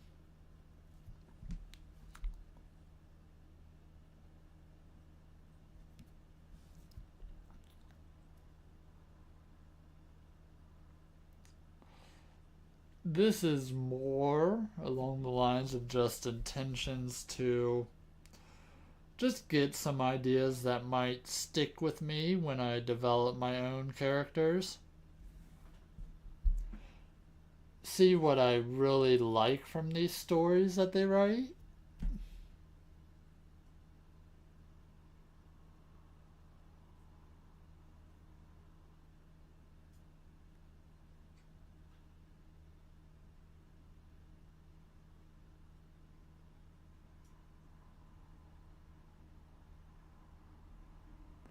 Wait, what happened?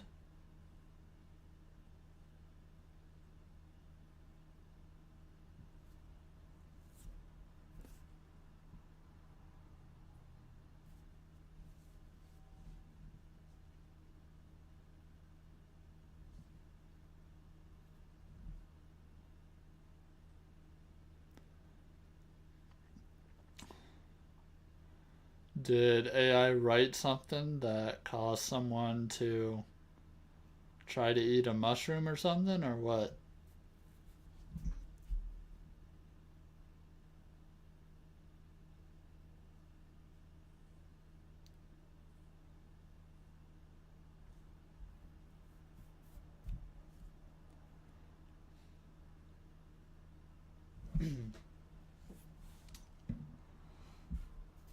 Alright.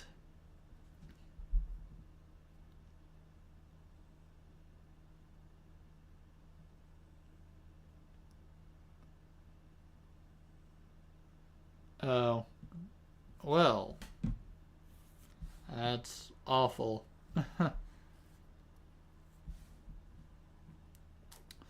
Yeah, people do weird things with AI. Alright, Chapter 2 Whispers of the Lost. Let's see what Chat GPT wanted to bring us. That needed 2 chapters. Sarah awoke to the sound of birdsong, a sweet melodic, a, a sweet melodic tune that filtered through the entrance of the cave.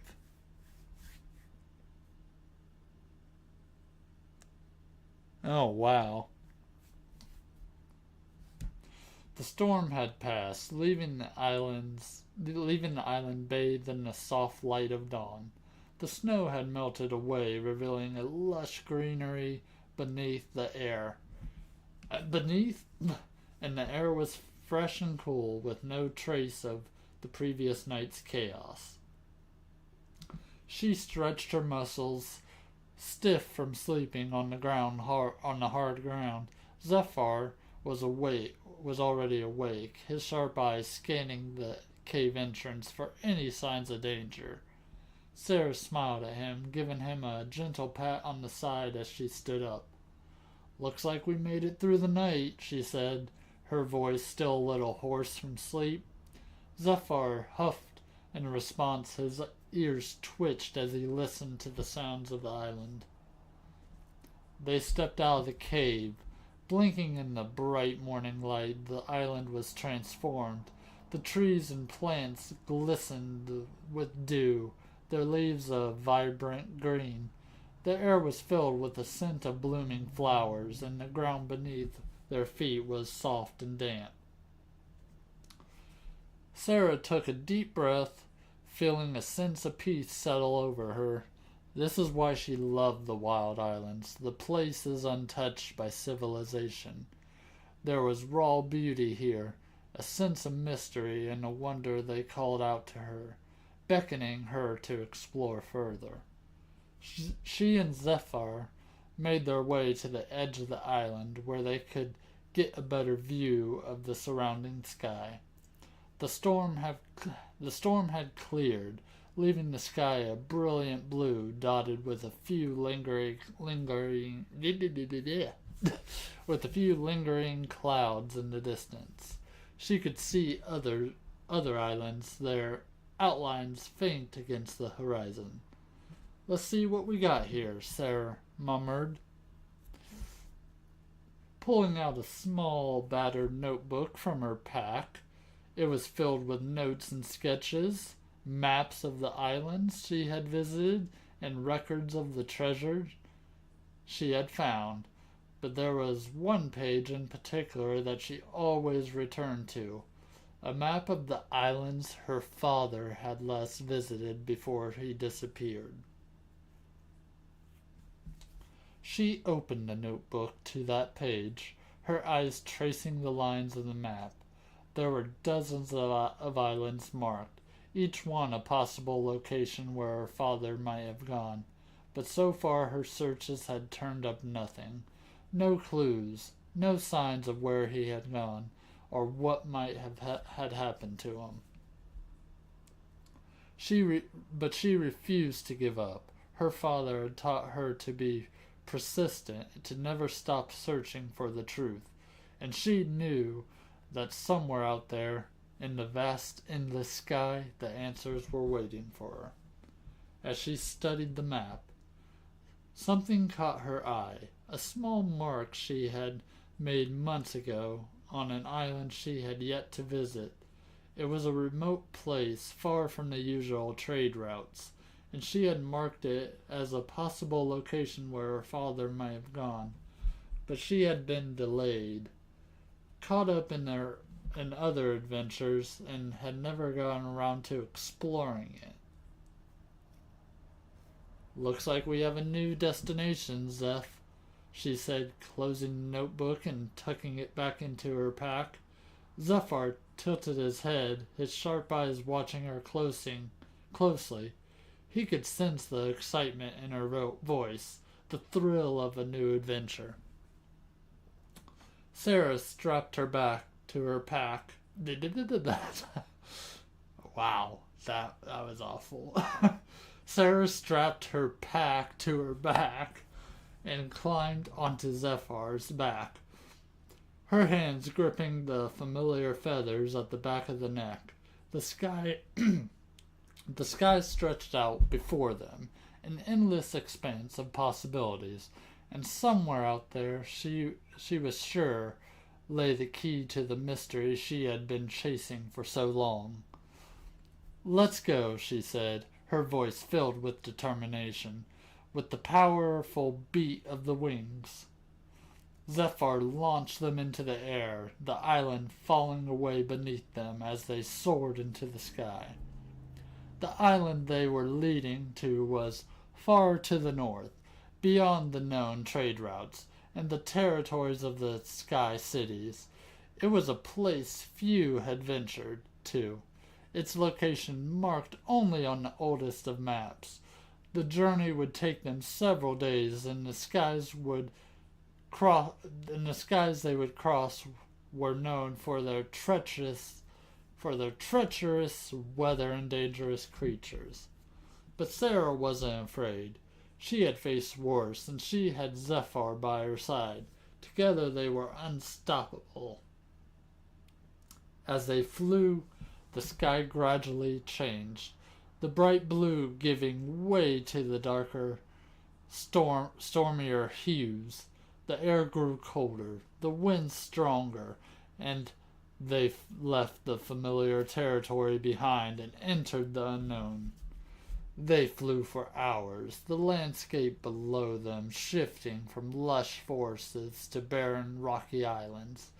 The sun began to set, casting long shadows across the sky, and Sarah knew that they would need to find a place to rest soon.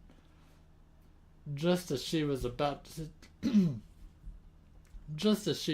suggest finding a place to land, something caught her eye. A flash of light far below on one of the islands that they were passing. It was brief, almost too quick to notice, but Sarah's sharp eye caught it. "Did you see that, Zeph?" she asked, leaning forward to get a better look. Zephyr responded with a low growl, his wings tilting as he adjusted their course to circle back towards the island. They descended slowly, the island growing larger as they approached it.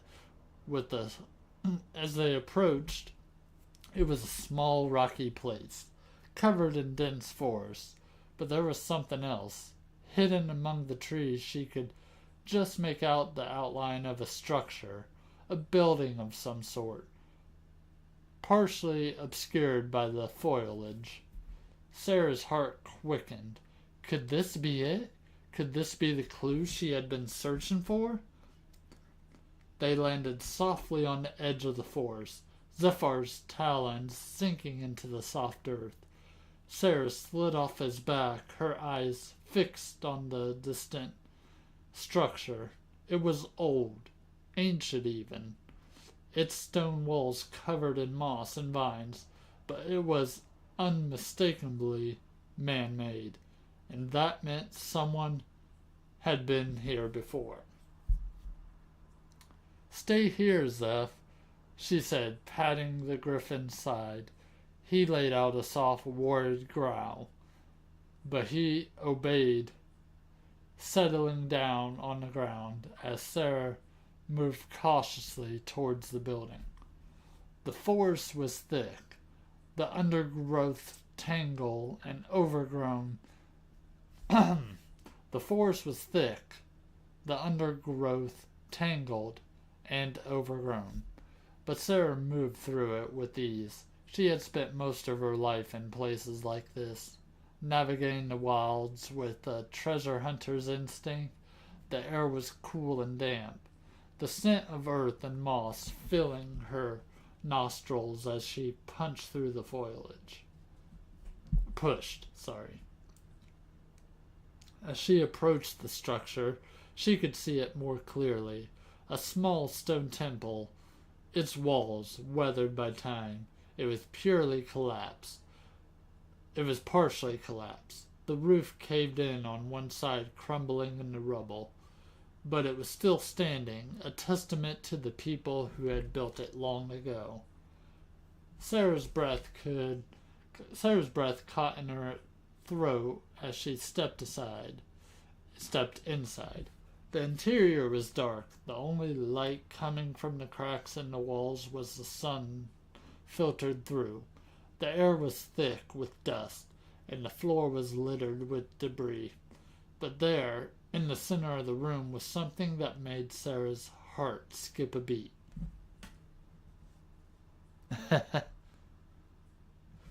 It was a pedestal made of the same stone as the walls, and on it rested a small weathered box. The box was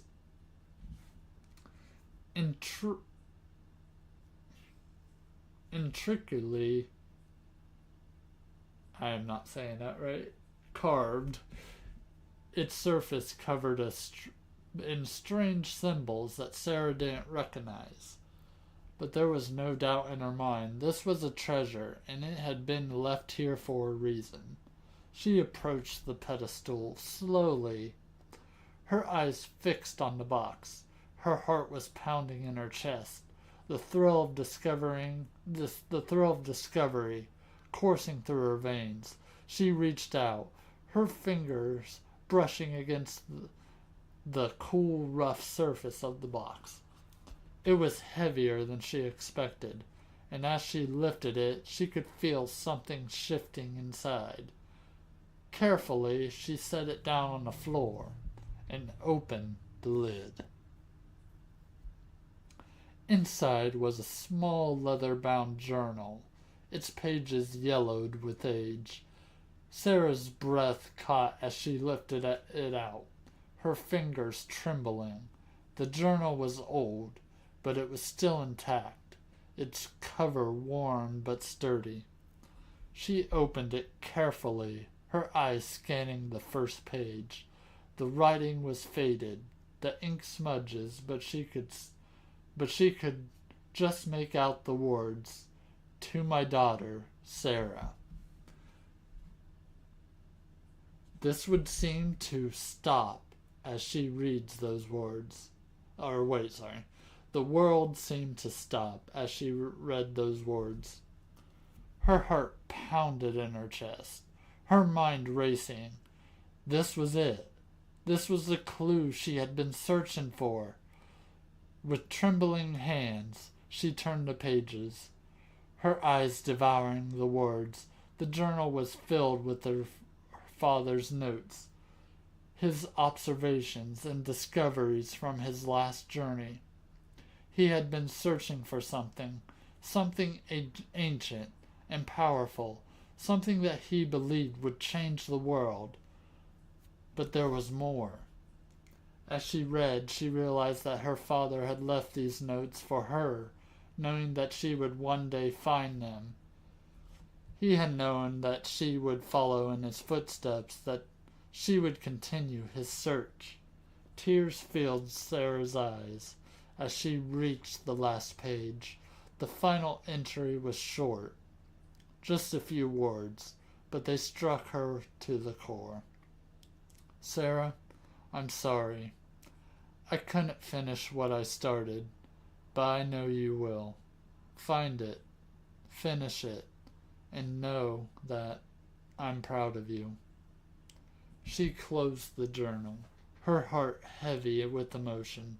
Her father was gone, but he had left her with the final gift, this last message, and she knew what she had to do. She had to finish what he had started. She had to find the treasure he had been searching for, the one that had cost him his life, and she had to do it, not just for herself, but for him.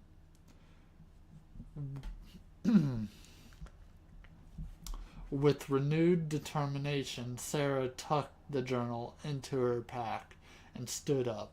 The island was silent around her, the temple a forgotten relic of the past long ago. But Sarah knew that this was just the beginning. There was more islands to explore, more mysteries to uncover, and she was ready for whatever lay ahead. She stepped out of the temple, the bright light of the sun blinding her for a moment. Zephyr was waiting for her, his sharp eyes waiting her his sharp eyes watching her intentionally. She smiled at him. A sense of peace settled over her. "We found it, Zeph," she said, her voice filled with emotion. "We found the clue. Now let's finish what he started." With a powerful beat of his wings, Zephyr launched them into the sky, the islands falling away beneath them as they soared through into the unknown. The world stretched out before them, an endless expanse of possibilities. And Sarah knew that somewhere out there her father's treasure was waiting, and she would find it no matter what.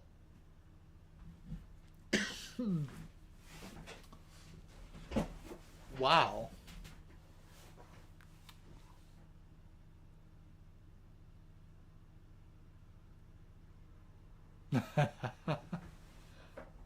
That was good.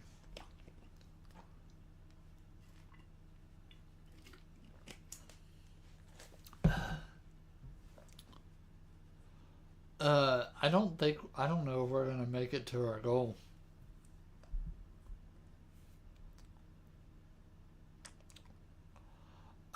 So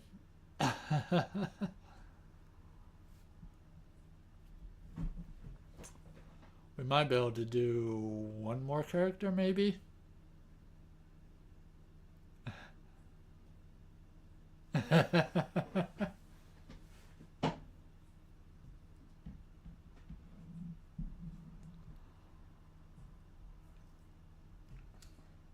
Yeah, I guess I didn't quite anticipate it taking as long as it did.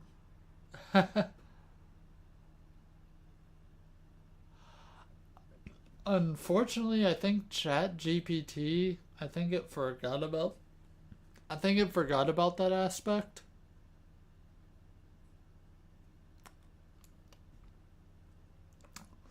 We could do a bad guy.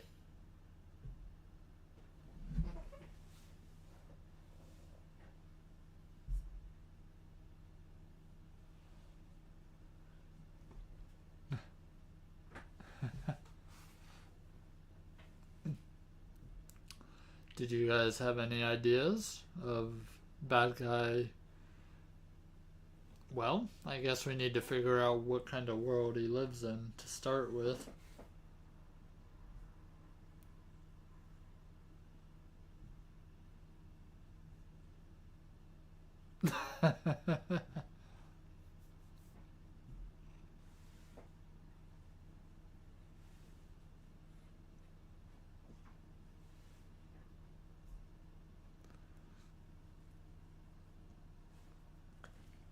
I don't know. This story was so good.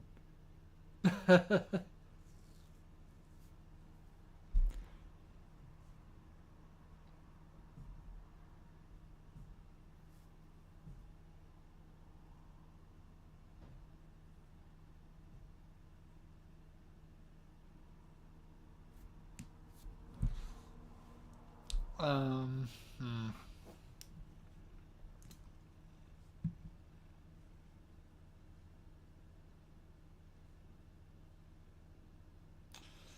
Well,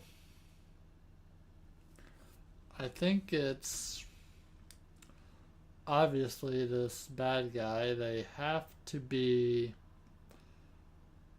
messing around with portals of some sort if we're gonna have this multiverse thing happen.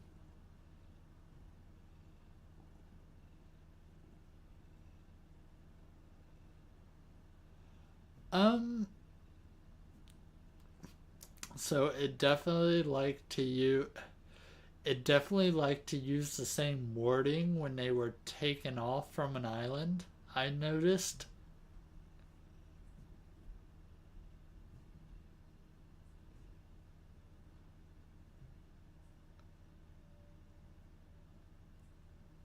What do you mean by what do you mean by the rock at the end?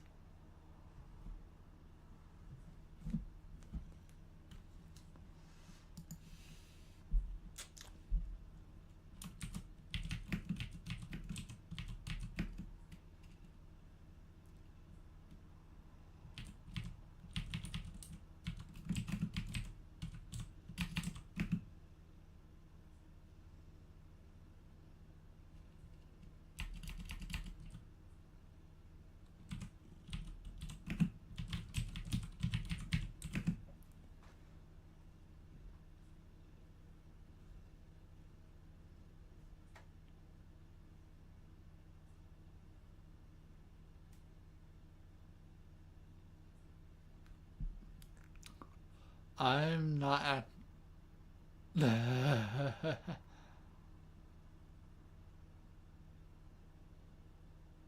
ah. I also don't. What do you mean by escape from New York type atmosphere?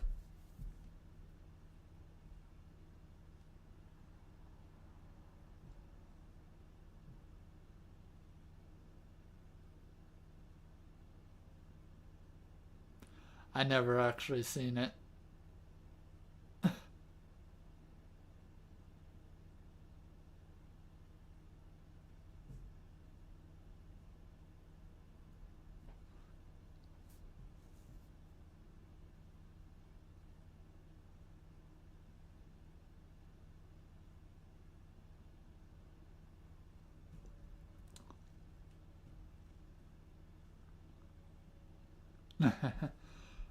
Can you describe the world?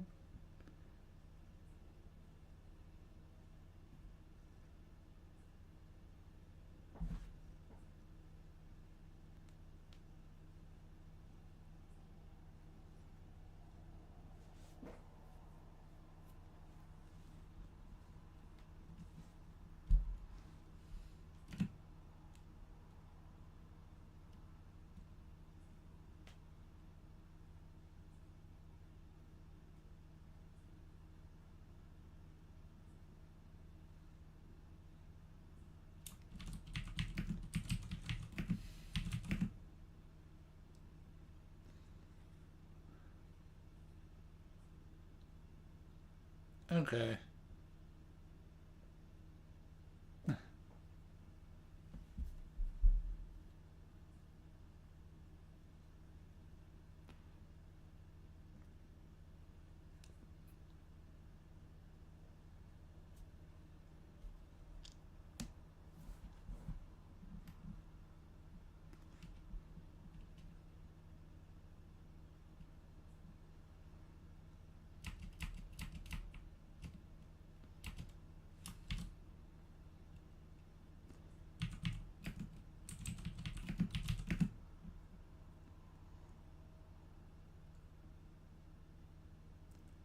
This is very random, but sure.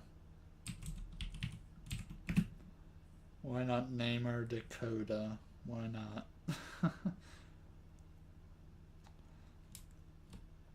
So since we're gonna be in well, very crimey New York, then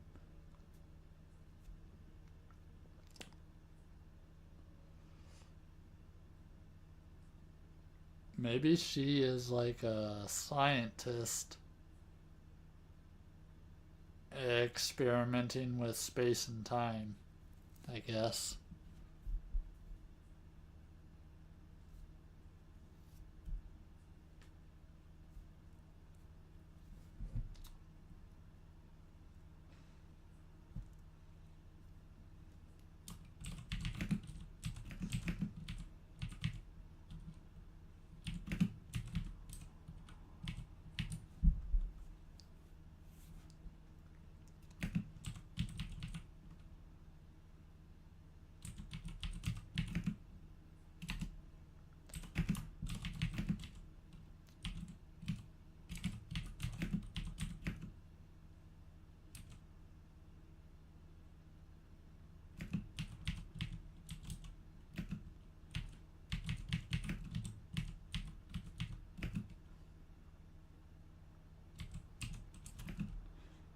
live in a world where crime has overrun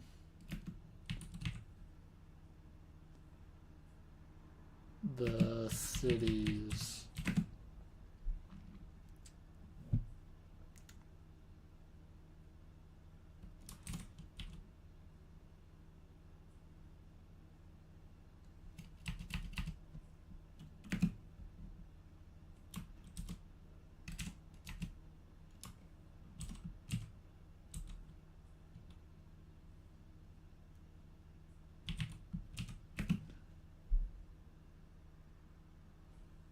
Alright, see ya, Manu.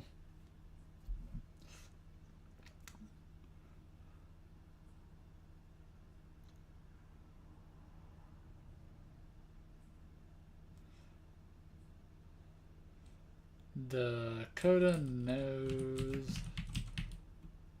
what a crap world she lives in. Not even worth trying to rule.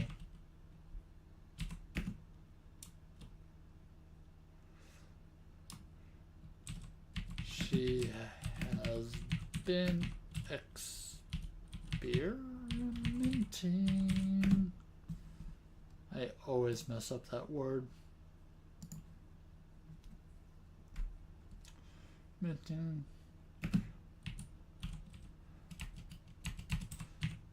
Developing time and space portals.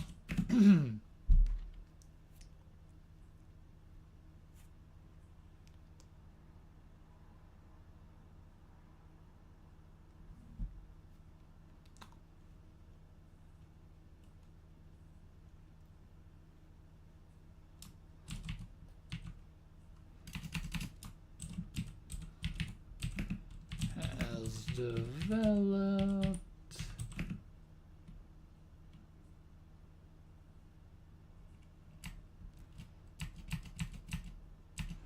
Coda has a knack for inventing different weapons for different scenarios she has come up with.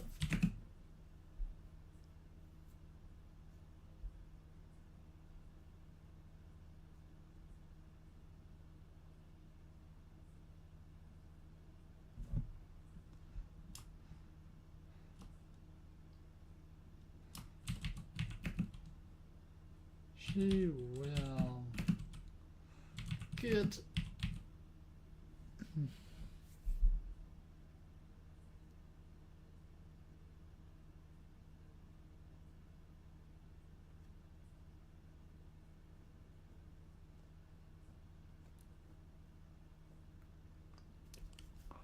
well, the way I described it is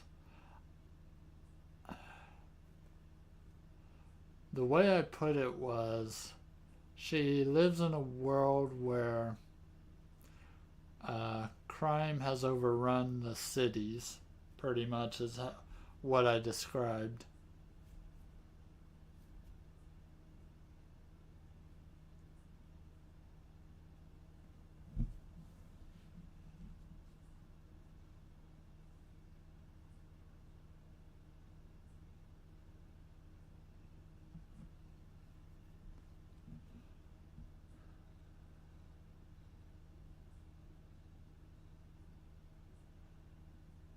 Yep, been here for 2.5 hours. Welcome, Nebula.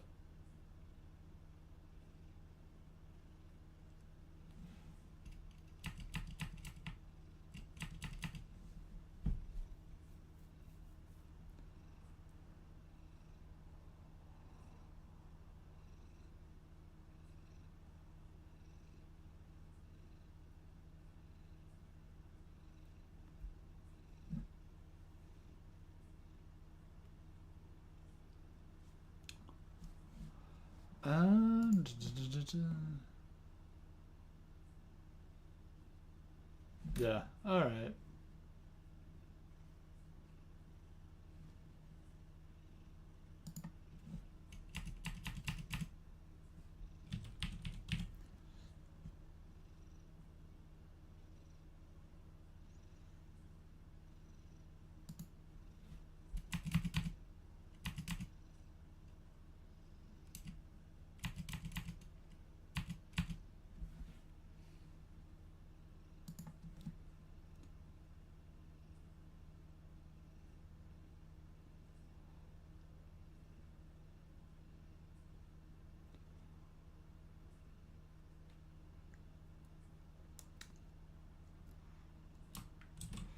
Dakota has a secret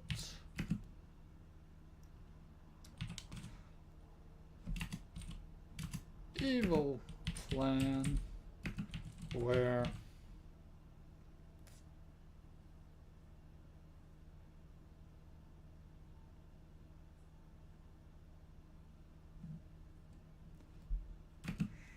she wants to have the whole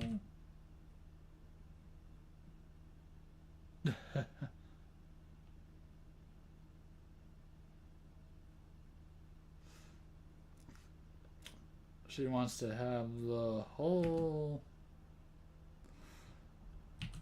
world devoured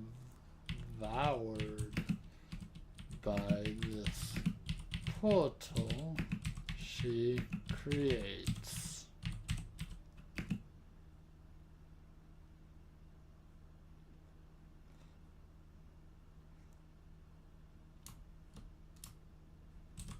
Dakota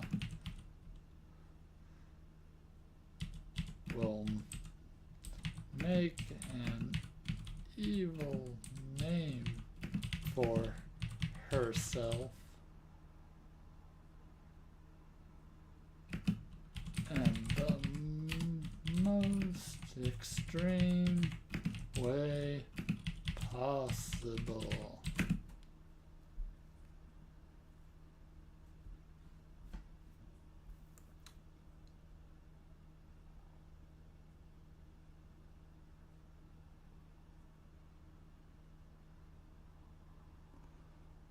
I don't know how this is going to be written out by Chat GPT.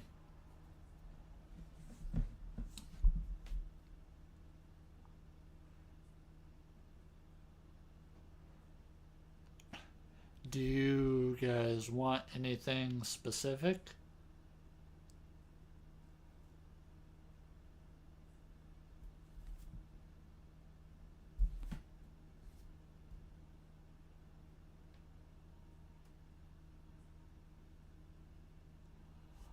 Yeah, I don't know. Ideally, I was thinking more along the lines, she kind of has to go that route in order for it to make sense of how to bring all of these characters together. That or an ancient magic.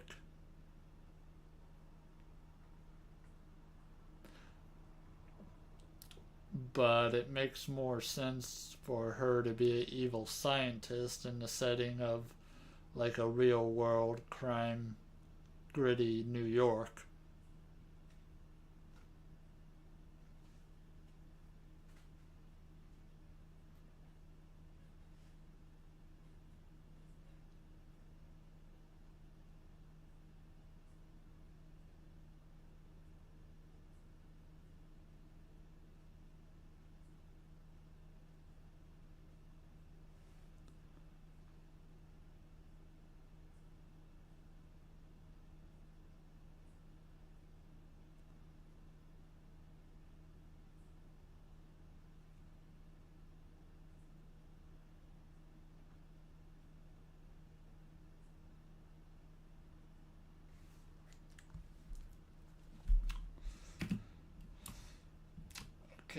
So here is the challenge. Chat GPT. The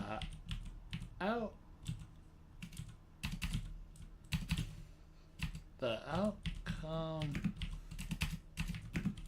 of what Dakota does with the portals will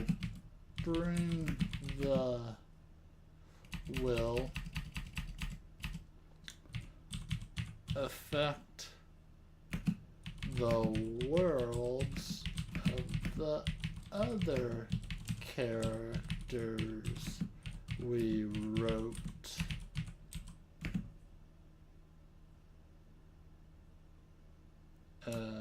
Steve and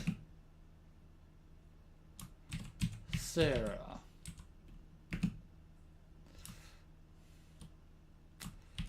It will bring the three characters together in the most unexpected way.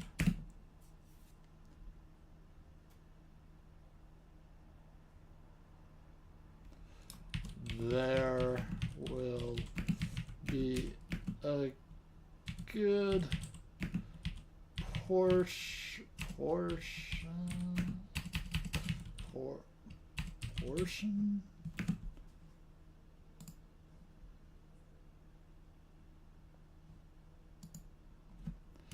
there will be a good amount of back and forth between all the characters.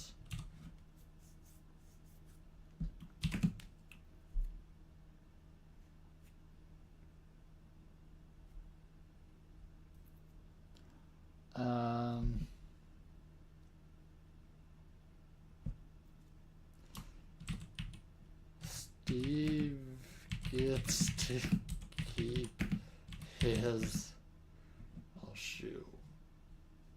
his surfboard, and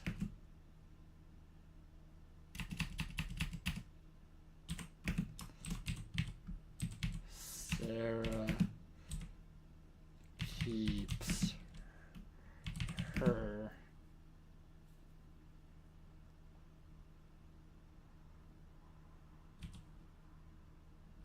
mythical creature.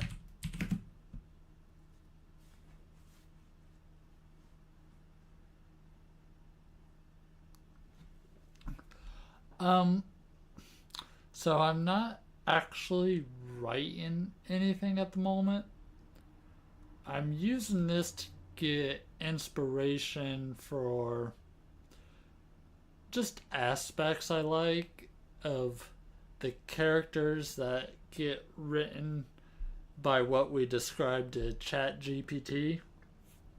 Then I'm going to use the aspects I cling to a bit and such, and then I'm going to implement them when I write my own character backstories, because I have a book I want to write, but yeah. So, but I need to start at the very beginning and get my characters down. And then, because I already have an idea of the story kind of plots I want. This is just using ChatGPT as a tool to get some inspiration for my characters. So we're just having fun letting ChatGPT do its thing.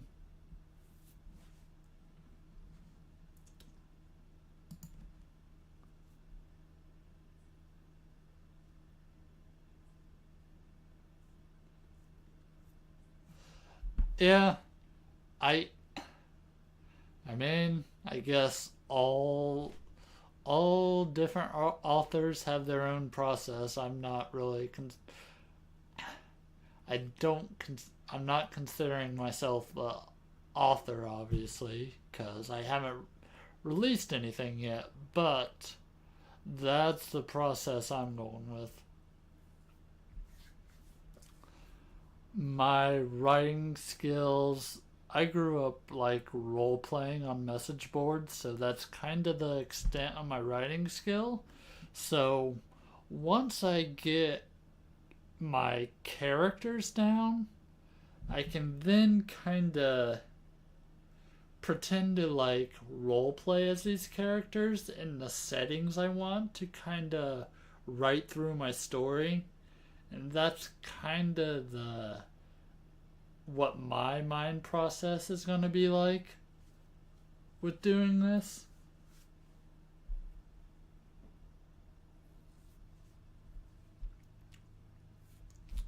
Let's see. Is there anything else?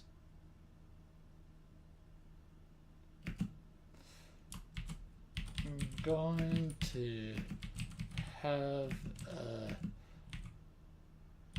epic battle to end all battles. I don't know what that will end up putting in Chat GPT, but we will see.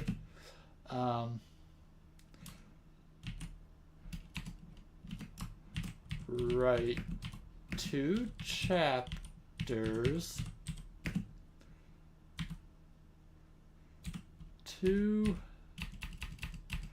Write 2 chapters at 2,000 words each.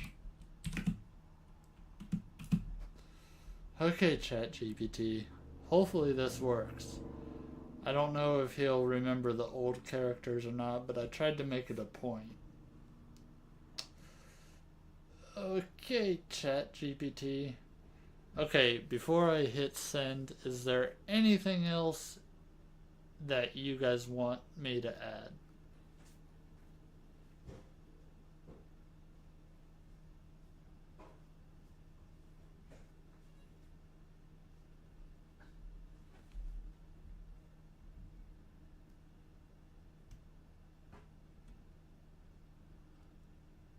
Nice. I've never actually played D&D, but yeah, it was still role playing because basically on a message board. Yeah, it was interesting. I haven't did it for a while. Like I haven't did it for probably a decade now, but yeah.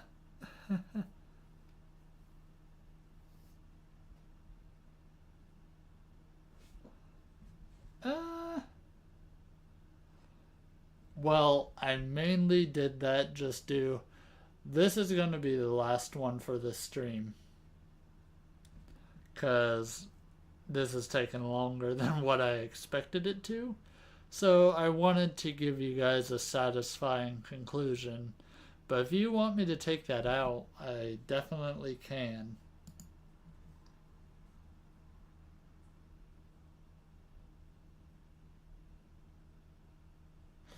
Well,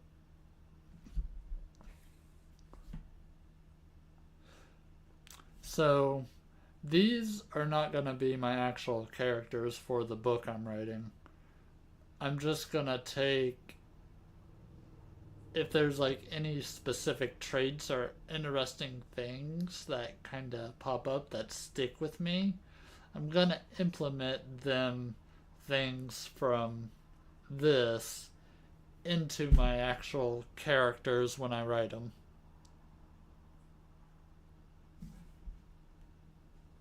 Okay, yeah, we can do that. We can leave it off to be just more along the lines of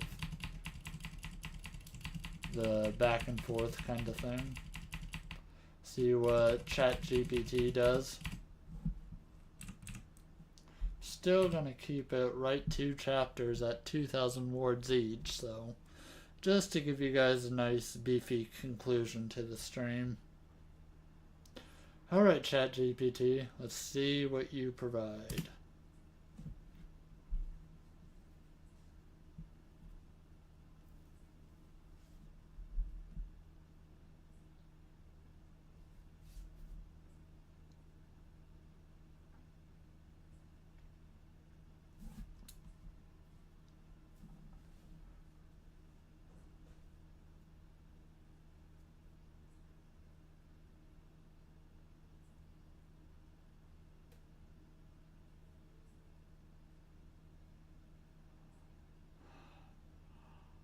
I have a bad feeling this is going to be a mess, but we'll see how Chat GPT does.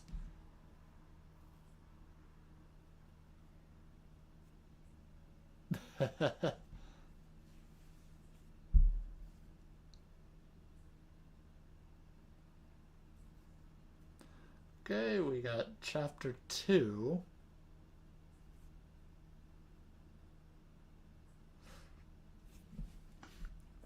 So, for the people that just came in, our previous characters, we have Steve. We made him. Go ahead, continue generating. We made him a surfer dude. He lives in a world where volcanoes erupt all the time, and it kind of overrun his world with lava and stuff. So his story arc goal was he wanted to be the first person to ride a lava wave. And he did. He did do that. So that is Steve. Sarah, in a world that's a lot kind of. Okay, so it is complete, but Sarah, she was a treasure hunter in a world of like floating islands, like Skyward Sword.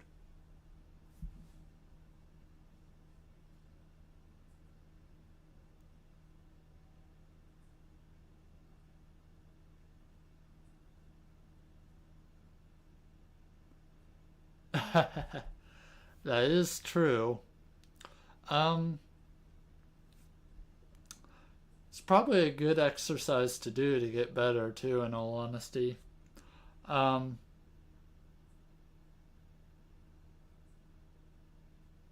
that's interesting. Yeah, the story I have in mind, I plan to write it as a novel, so definitely gonna aim to be like in that 60,000 to 90,000 words, though we'll just see what I end up writing first whenever I do the first draft.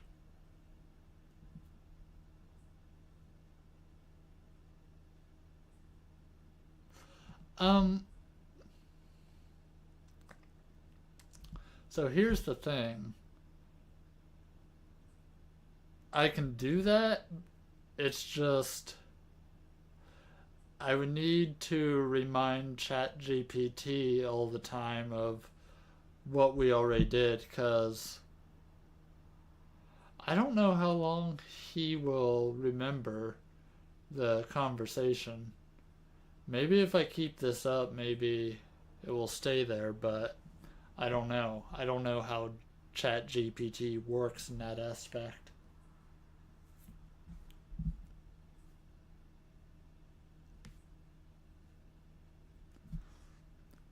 I am glad you're enjoying this. I wasn't sure how well this was going to be implemented as a live stream, so I'm glad people are enjoying it.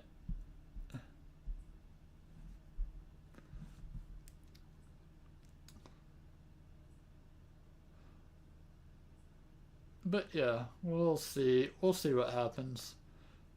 Kind of do things in the moment. Like, I literally got the idea for this stream yesterday, so.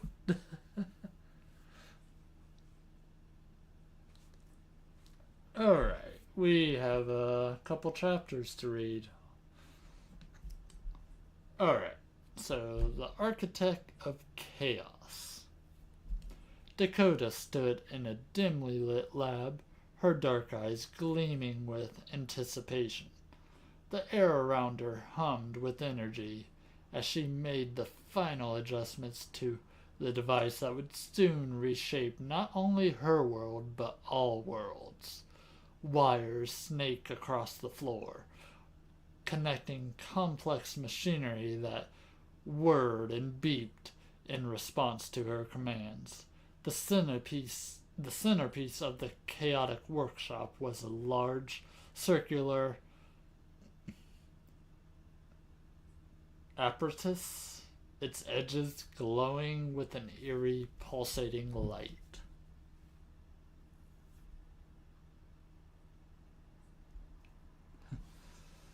The portal was almost complete.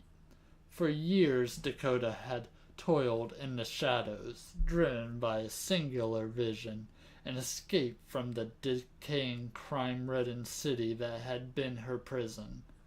But not just escape. Dakota wanted to leave a mark, an yeah, these words that I don't really use. an indelible scar on the world that had failed her. The world wasn't worth saving, nor was it worth ruling. She wanted to watch it burn, to see it swallowed whole by the very forces of time and space. She had learned to manipulate the portals she was building. Would not just allow travel between different dimensions, it would consume everything in its path, leaving nothing behind. Her fingers danced over the console, entering complex sequences into the control panel. She had invented countless weapons, devices that could have made her rich or powerful, but that had never been her goal. Dakota's mind worked on a different level, her intellect far beyond the petty criminals and corrupt politicians that infested the city. She saw the world for what it was, a failed experiment, and like a good scientist, she knew when it was time to scrap the experiment and start anew.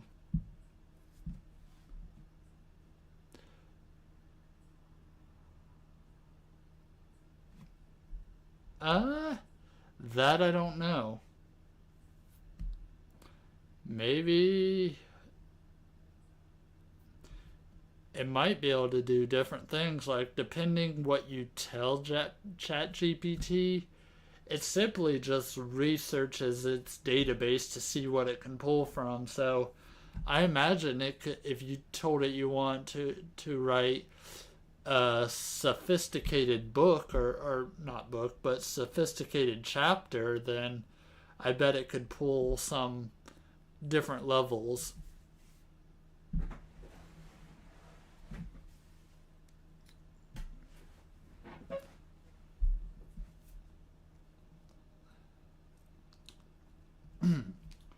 A low hum filled the room as the portal began to stabilize. Dakota's heart raced with excitement. She had tested smaller versions of this technology before, but nothing on this scale. This portal, once fully activated, would be unstoppable.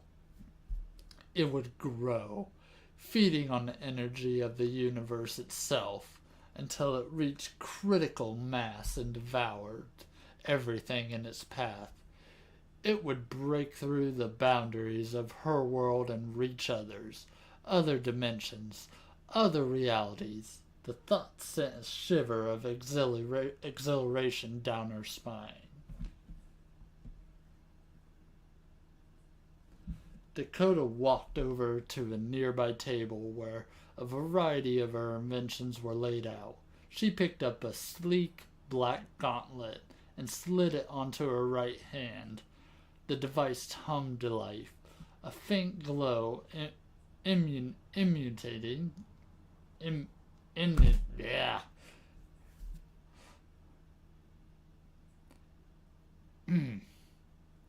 emanating from the intricate circuitry embedded within. The gauntlet was one of the latest creations, capable of manipulating the flow of time within a localized area. It was just a prototype, but she had no doubt it would work flawlessly when the time came. That sounds like a lot like the Thanos Infinity Gauntlet, to be honest. She glanced at the monitor, displaying a series of complex calculations. The portal was nearing its final phase of activation. Soon it would be ready to unleash its full power. But before she could begin, there was one final test she needed to conduct. She had to ensure that the portal could sustain its connection across multiple dimensions. Dakota had long suspected that her world was not the only one. Her experiments have revealed glimpses of other realities, worlds where the rules of physics were different, where strange creatures roamed, and where the very fabric of reality was malleable.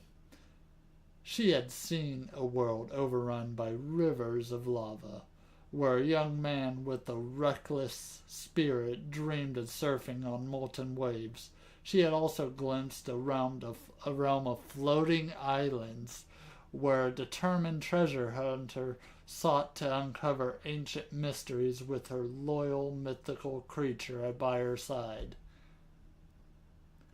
These worlds fascinated Dakota, not only of their wonders, but because they represented new territories to conquer or destroy. And so she had devised a plan.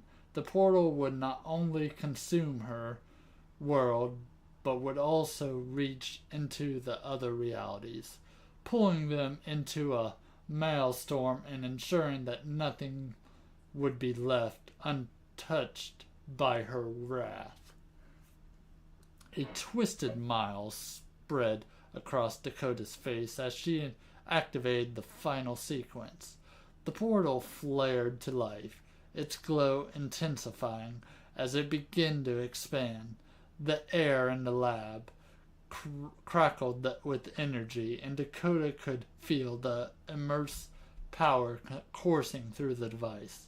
She watched as the portal's surface shimmered, revealing glimpses of other worlds.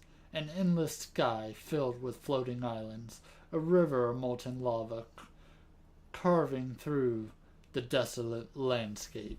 "It's beautiful," Dakota whispered to herself, her voice filled with awe and anticipation.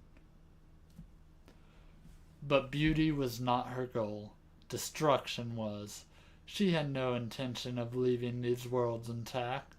Once the portal reached them, it would consume them as well, leaving nothing behind but a void. Dakota had ensured that the portal was self-sustaining, feeding off the energy of each world it touched. It would continue to grow, unstoppable, until all realities were united in a single all-consuming void. Sustained with her progress, Dakota stepped back from the console. The portal was stable, its power contained for a moment, but she knew it would not remain that way for long. The moment she unleashed it, there would be no turning back. The worlds of Steve and Sarah would be drawn into the chaos, their realities shattered by the force of Dakota's creation. Dakota knew that her actions would not go unnoticed. There would be those who would try to stop her, heroes, fools who believed they could save their worlds, but she was ready for them. She had spent years preparing, designing weapons and devices that could counter any threat. She relished the thought of facing off against those so-called heroes, of watching them struggle in vain against the inevitable. "Let them come," Dakota murmured, her eyes gleaming with malice. "They'll find nothing but oblivion waiting for them." She turned her attention back to the portal, her mind racing with the possibilities. The device was ready, but she needed to time its activity perfect. But she needed to time its activation perfectly. She wanted to ensure that Steve and Sarah would be drawn into the maelstrom, their worlds colliding in a chaotic dance of destruction. They would be the first to witness the birth of the new reality, one where Dakota reigned supreme. With the final decisive command, Dakota initiated the countdown. The portal's glow intensified, its surface ripping as the boundaries between dimensions began to blur. The hum of the machinery grew louder, filling the lab with a deafening roar. And then, with a flash of blinding light, the portal erupted, tearing through the fabric of reality. The lab was engulfed in a vortex of energy, the walls cracking and crumbling as the portal expanded. Dakota stood at the center of the chaos, her arms raised in triumph, as the portal began to devour everything in its path. She could see it now, Steve riding the wave of molten lava, unaware of the storm that was about to engulf him. Sarah soaring through the skies on her mythical creature, her eyes fixed on the horizon, oblivious to the danger that awaits her. They were all just pawns in Dakota's grand experiment, their worlds mere stepping stones on her path to ultimate destruction.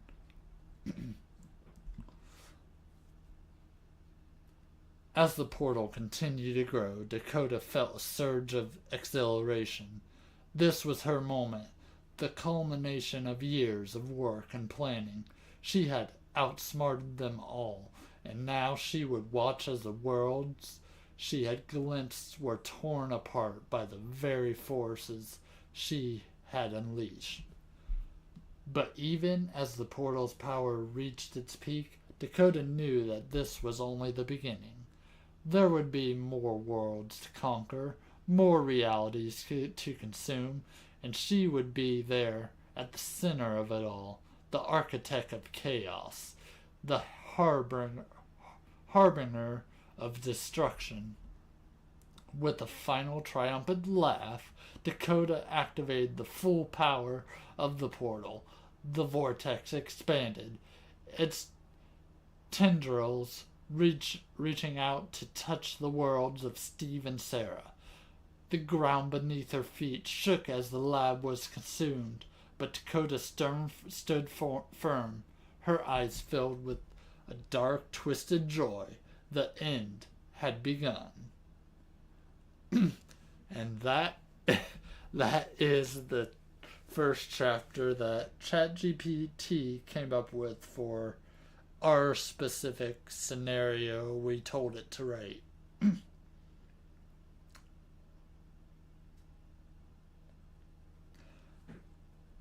Now, so I hope within this next chapter we get more of a character interaction between the characters.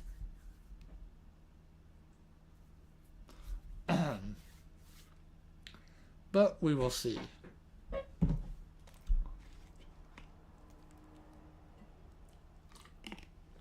Okay. So we have Chapter 2, A Shattered Reality. Steve was riding a particularly rough wave of lava, the heat intense even through his specially designed suit. He had never felt more alive. The molten rock surged beneath him, a roaring river of fire that threatened to swallow him whole. But Steve was in his element. His balance was perfect as he maneuvered his board through the treacherous currents. "Woohoo! This is gnarly!" Steve shouted, his voice barely audible over the roar of lava. His custom surfboard, made from the rare heat-resistant alloy, sliced through the molten rock like a knife. The board was his pride and joy, a marvel of engineering that allowed him to do the impossible, ride the waves of lava that had once seemed untamable. Untamable, yeah, I guess. As Steve expertly navigated the waves, something caught his eye, a strange light in the sky, unlike anything he had ever seen. It was a swirling vortex of color, growing large by the second. He had seen storms before, thunderstorms, ash storms, even lava storms, but this was different. It was as if the sky itself was being torn apart. Yes, oh, wards.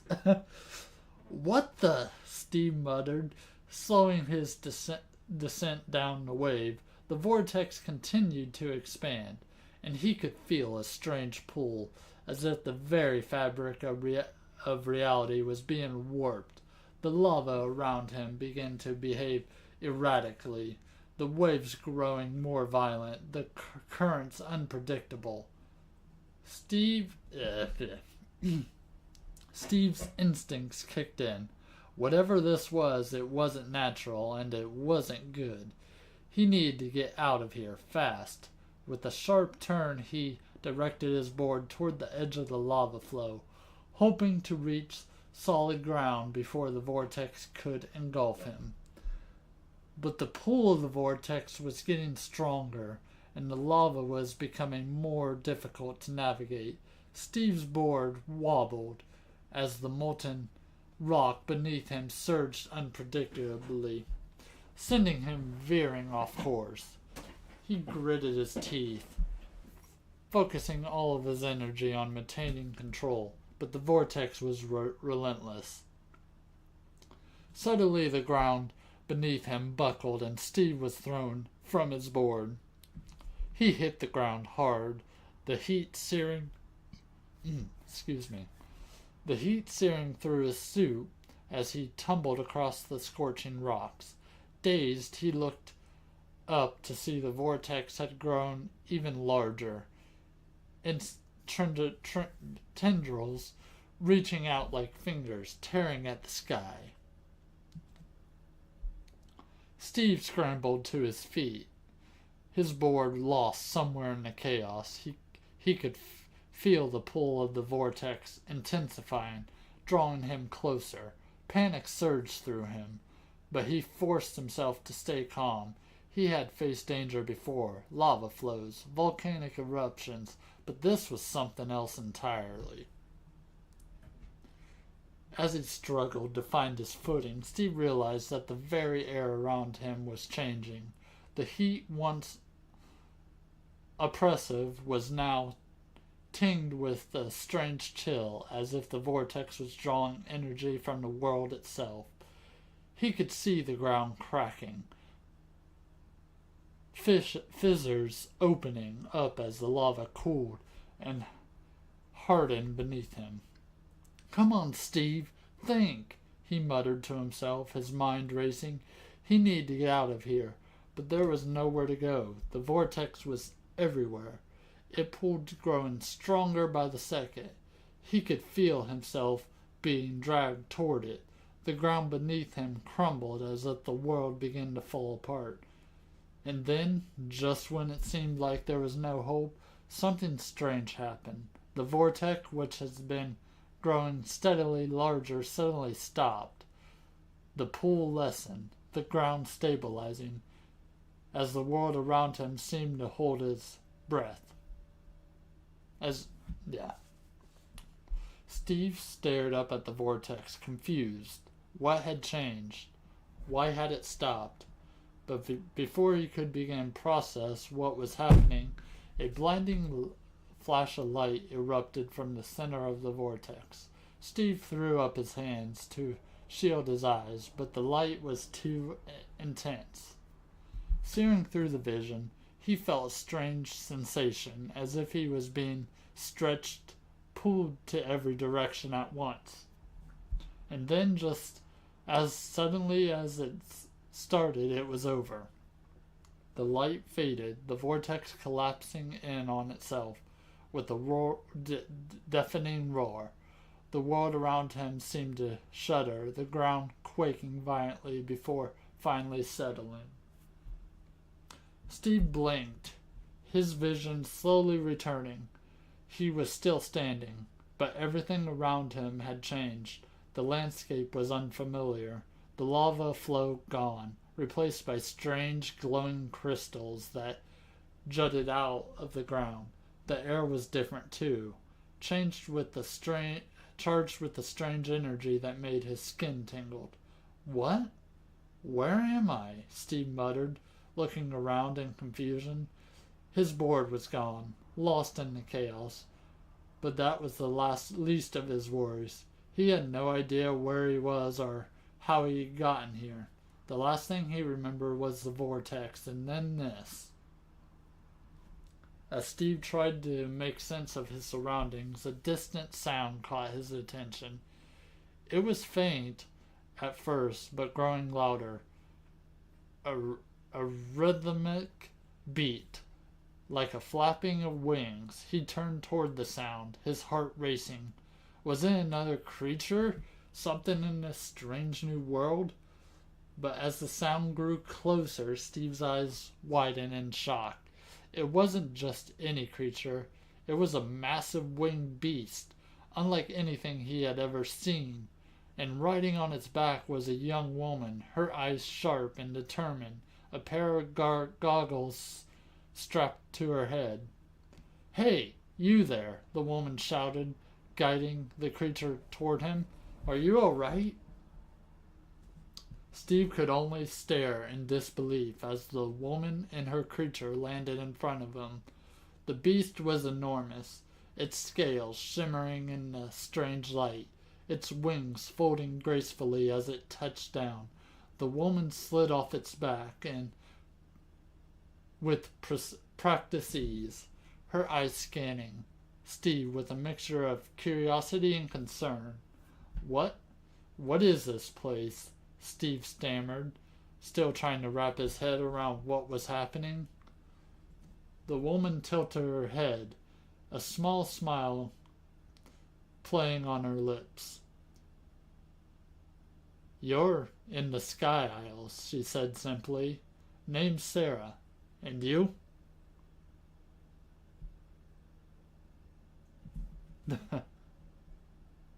"Steve," he replied, still in a daze. "But how did I get here?" Sarah smiled, faded slightly, her expression growing serious. "That's what I'm trying to figure out," she said. "Something strange is going on. The skies have been acting up, and then I saw a vortex. You were caught in it too, huh?" Steve nodded, finally beginning to understand the vortex. It had pulled him here to this strange new world, but why? And more importantly, how was he going to get back? Before he could ask any more questions, a loud crack echoed through the air. Both Steve and Sarah looked up, their eyes widening in alarm. The sky above them was beginning to fracture, cracks spreading out from where the vortex had been. "We need to move, now," Sarah shouted, grabbing Steve's arm and pulling him toward her creature. "Whatever the thing was, it's not done yet." Steve didn't need to be told twice. He scrambled onto the creature's back, clinging to Sarah as she guided it into the air. The ground below them was crumbling, the cracks in the sky widening as the very fabric of reality seemed to be coming apart. As they soared higher, Steve looked down to the world below him, his mind racing. This wasn't just a random event. Something or someone was behind this, and whoever it was, they had the power to tear entire worlds apart. And if they didn't find a way to stop it, there might be nothing left. That's what it's going to end on. I don't know how satisfied I am with that. I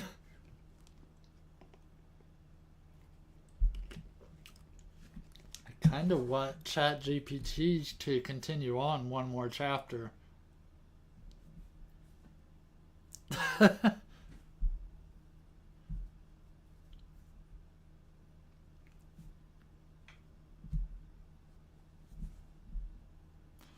Are you guys satisfied, or do you guys want one more chapter?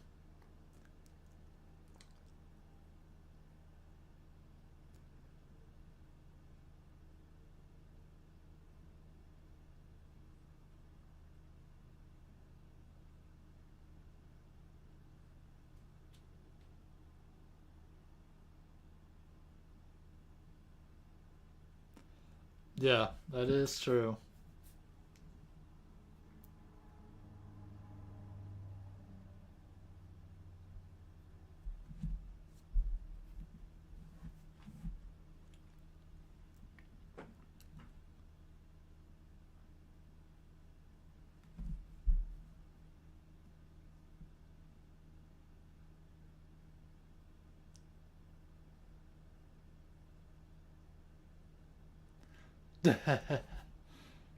Alright, so this is going to be a little different. All I'm going to do is tell ChatGPT is continue the story with another chapter. So he's not going to have any direction. So whatever comes up is going to be purely Chat GPT playing with the world.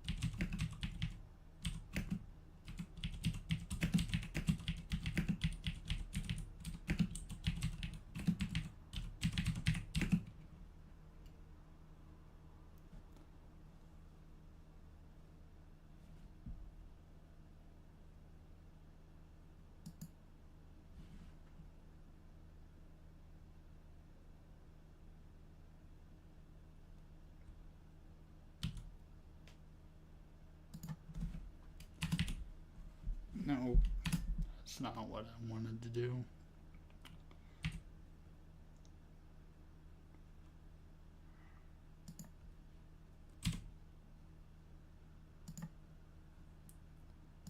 Anyways, that should be good enough, and go for it.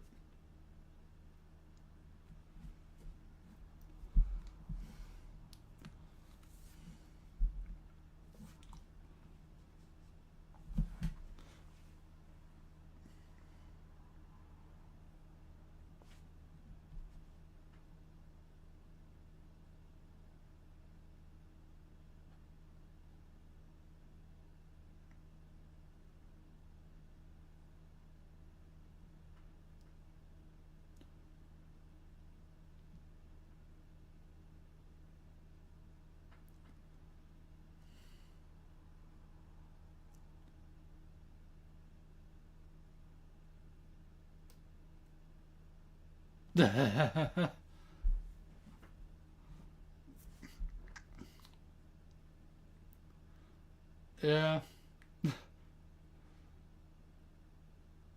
Apparently, he forgot about the missing toe or the added toe and finger, though. Guess it wasn't as important.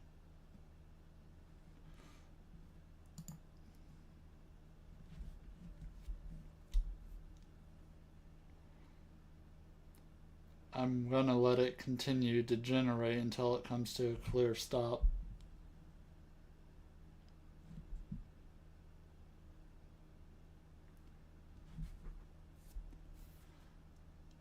This one might be interesting. It looks like there's a lot of dialogue in this one.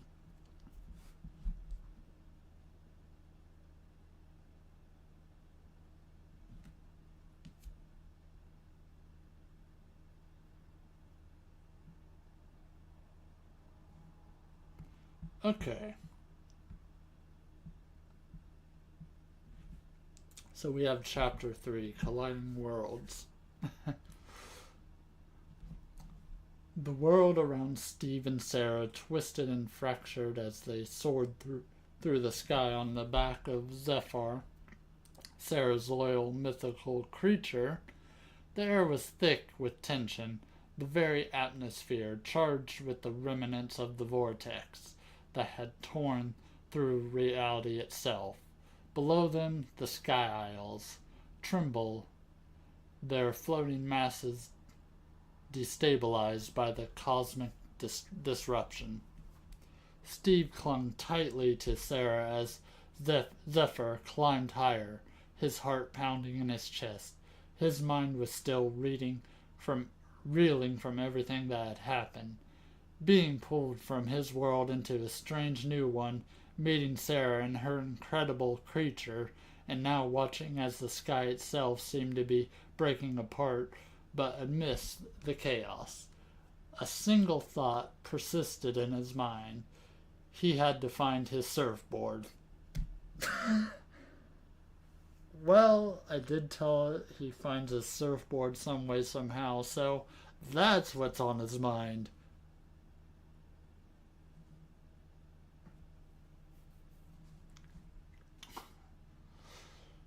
As if reading his thoughts, Sarah turned her head slightly, shouting over the roar of the wind, "Hold on! I'm going to get us to a safe place. We can figure things out from there." Steve nodded. There, though he wasn't sure if Sarah could see him, he focused on the horizon, where the once clear skies were now marred by dark, swirling clouds. Whatever was causing this catastrophe wasn't finished yet. They needed to plan and fast. Zephyr banked sharply to the left, heading toward the cluster of floating islands that seemed more stable than the rest. Steve's grip tightened as the creature descended, its powerful wings beating rhythmically as it expertly navigated through the turbulent air. The island they landed on was smaller than most, a rocky outcrop with jagged cliffs and sparse vegetation, but it was solid, and for now that was enough. Zephyr touched down lightly, its claws digging into the rocky surface.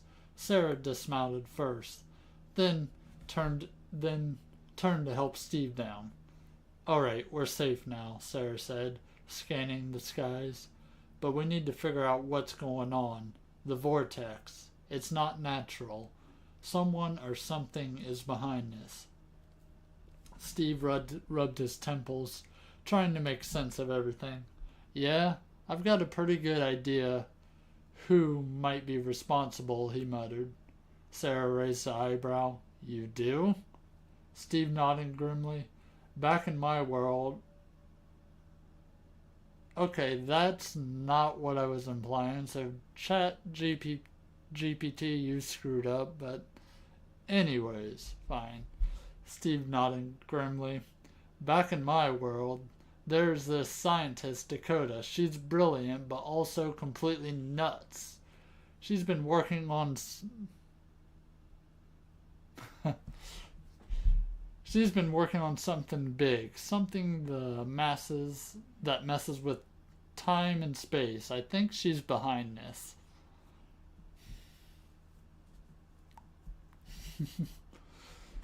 Sarah's eyes narrowed.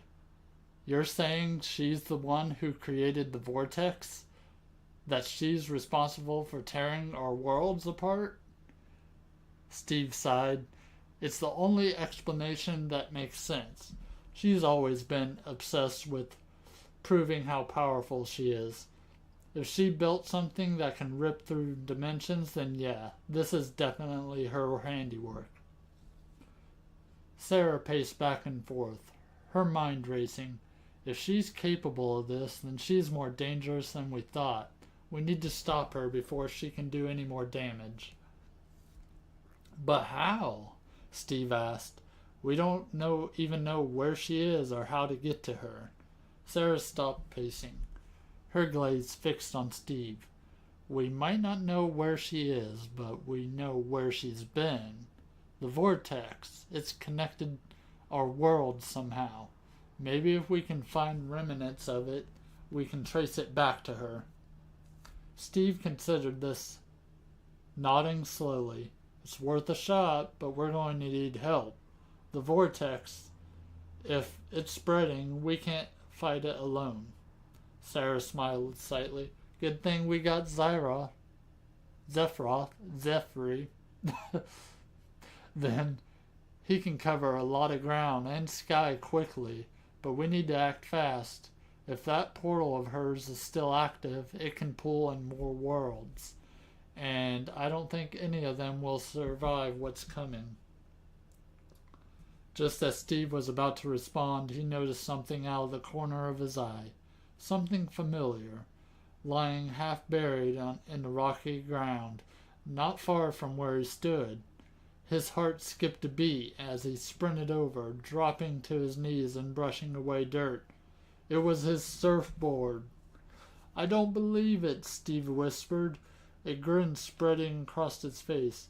He pulled the board free, marveling at how it survived the journey through the vortex. There were a few scratches on the surface, but it was still in one piece. Sarah walked over, a look of amusement on her face. You're really attached to that thing, huh? Steve laughed, a sound that felt surprisingly good in the midst of all the chaos. You have no idea. This board, it saved my life more times than I can count, and something tells me I'm going to need it again before this is over. Sarah nodded, her expression turning serious once more. All right then, let's find that portal. We'll need to be careful though. If this Dakota is as dangerous as you say, she won't let us get close without a fight. With Zephyr ready to fly again, Steve and Sarah mounted up, prepared to take to the skies once more. The horizon was dark, the sky churning with storm clouds that seemed to pulse with unnatural energy. Time was running out. If they didn't find a way to stop Dakota soon, their worlds and countless others would be lost. Zephyr took out its wings, slicing through the air as it soared higher and higher. Steve clutched his surfboard tightly, his eyes scanning the landscape below for any sign of the vortex. But the terrain was unfamiliar, a patchwork of floating islands that defied logic and reason. The laws of physics had been bent and twisted by the portal's influence, leaving a shattered, surreal world in its wake. As they flew, Steve's thoughts turned to Dakota. He had always known she was brilliant, but he had never imagined she would go this far. She had always been so cold, so detached from the world around her. It was as if she viewed everything and everyone as mere experiments, pieces on a chessboard. that she could move at will, and now it seemed she had decided to knock all the pieces off the board entirely. But why? What drove her to this point? Steve knew that asking why was pointless. Dakota's mind didn't work like other people's. She wasn't motivated by power or greed or revenge. Her actions were driven by the desire to prove her superiority, to demonstrate that she could control forces beyond anyone else's understanding.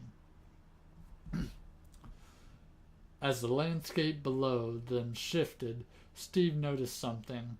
An area where the clouds were swirling unnaturally like a whirlpool in the sky. He pointed it out to Sarah. There, that looks like a place where the vortex might have been. Sarah nodded, steering Zephyr toward an anomaly. As they approached, the air grew colder, the winds more violent. The swirling clouds seemed to pulse with energy, a remnant of the portal's power that had torn through this world. Zeph slowed at a Zeph slowed as they neared the center of the disturbance, his wings beating steadily to keep them aloft in the turbulent air. Steve and Sarah peered down into the swirling clouds, searching for any sign of the portal. "There's something down there," Sarah said, her voice tense. "I can feel it, the air. It's not right." Steve felt it too, a strange sensation like the fabric of reality was thinner here, stretched almost to the point of breaking. It was as if the very air was alive with energy, crackling in the remnants of the portal's power. And then they saw it, a faint shimmering outline in the center of the swirling cloud. It was barely visible, but it was there. A rift in the fabric of reality, pulsing with the same energy that had caused the vortex. "That's it," Steve said, his voice tight with anticipation. "That's our way to Dakota." Sarah nodded, her eyes narrowed in determination. "We need to be careful. If the rift is still active, it could pull us in without warning." Zeph hovered above the rift, his powerful wings keeping them steady despite the chaotic winds. Steve and Sarah exchanged a glance, both knowing that this was their only chance. "Ready?" Sarah asked, her voice steady despite the tension. "Ready," Steve replied, gripping his surfboard tightly. With a single command, Sarah urged Zeph forward, diving straight into the heart of the rift. The world around them blurred, the swirling clouds merging into the whirlpool of light and shadow. Steve felt a strange sensation, like he was being pulled apart and reassembled at the same time. He clung to his board, his mind racing with the possibilities of what lay ahead. And then, just as suddenly as it began, the sensation stopped. The world snapped back into focus, and they formed themselves standing in the place of defied all logic. They were inside the rift. The space around them was vast, a seemingly endless expanse on shifting color and shapes. The ground beneath their feet was solid, yet seemed to pulse with energy, as if it was alive. Strange, distorted images flickered in the distance, fragments of different worlds, overlapping and merging in impossible ways. "This place," Sarah whispered, her voice filled with awe and dread. "It's like a crossroads between dimensions." Steve nodded, trying to steady his breathing. The air here was thick with power, the very essence of the portal's energy. He could feel it tug at him, like a magnet drawing him toward something he couldn't see. And then he saw her. Dakota stood at the center of the rift, her dark hair flowing around her like a halo of shadows. She was surrounded by her machines, intricate devices that hummed the energy, their purpose unknown but clearly dangerous. Her eyes were fixed on the swirling vortex above her, a look of pure determination etched on her face. Steve's heart sank as he realized what she was doing.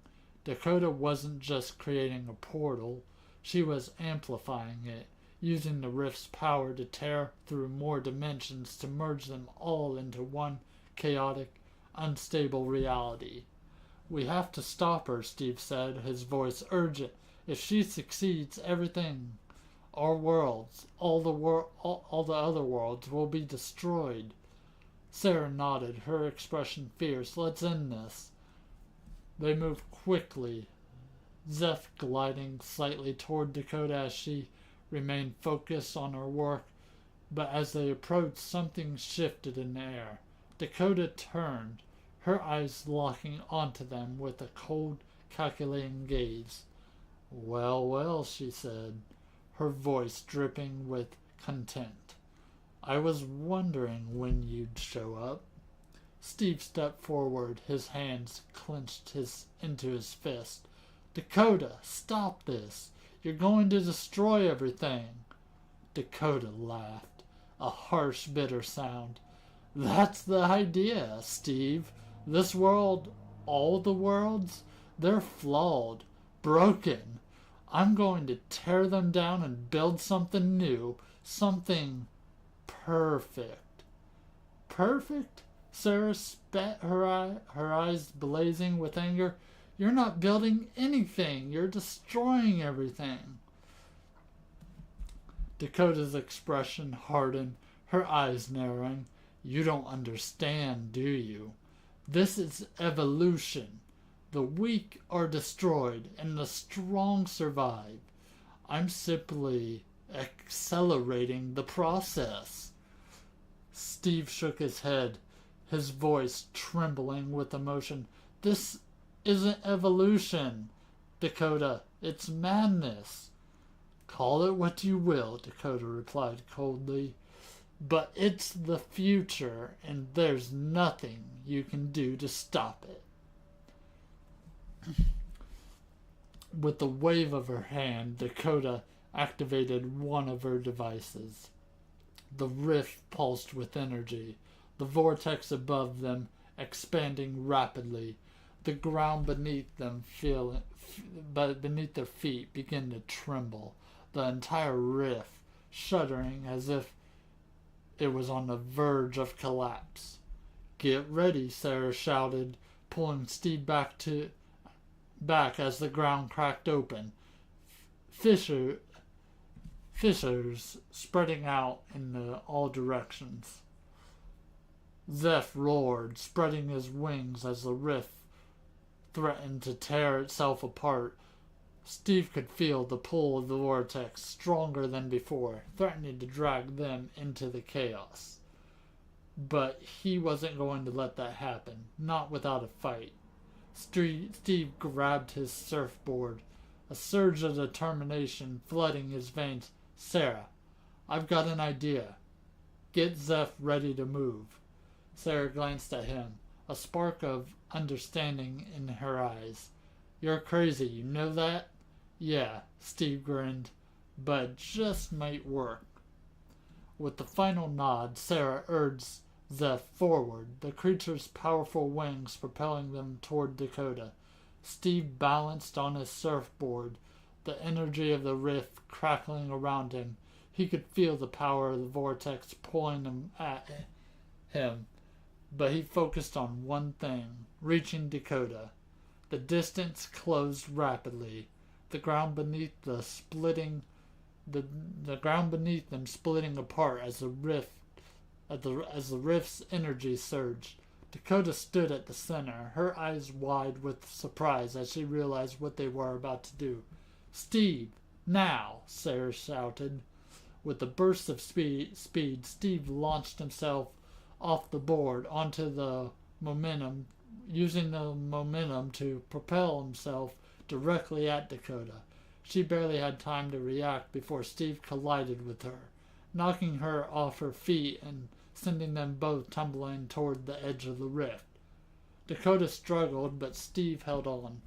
Determined to stop her from activating any more devices, the ground beneath them shook violently, the rift on the brink of collapsing entirely. "Sarah!" Steve shouted, his voice strained as he fought to keep Dakota restrained.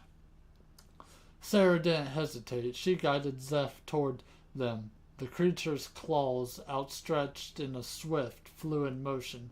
Zeph scooped up Steve and Dakota, pulling them away from the collapsing rift, just as the ground gave way beneath them. The rift exploded in a blinding flash of light, the vortex imploding with a defying roar.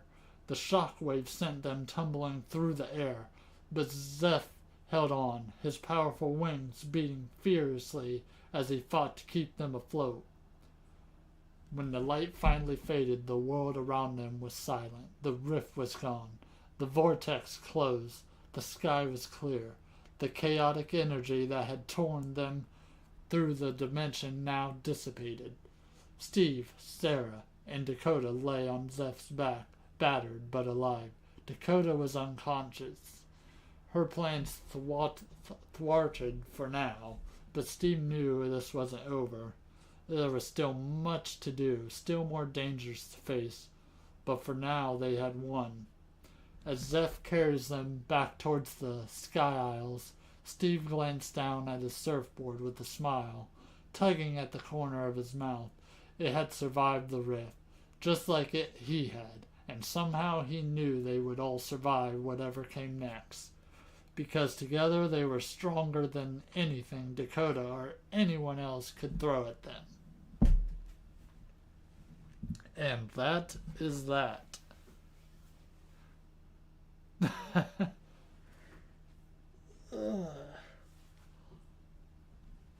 That was something.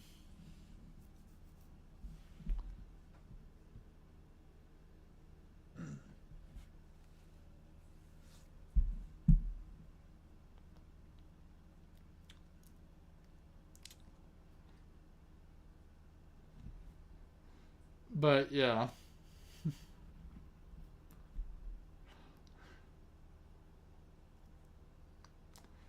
That is going to be all we're going to do tonight as far as creating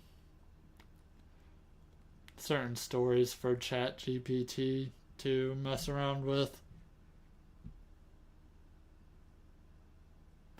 Yeah, there are a few weird spots.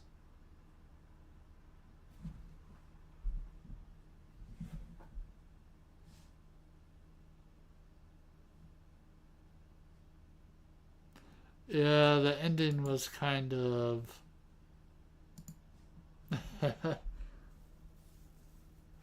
It was predictable.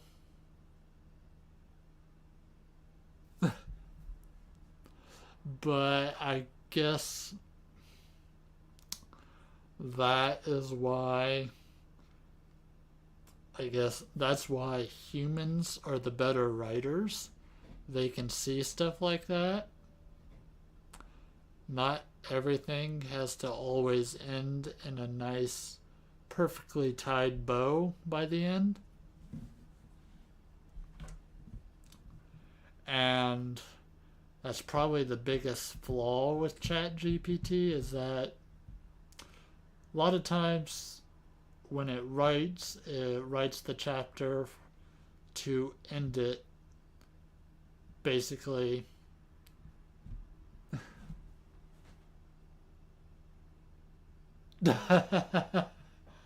Yeah.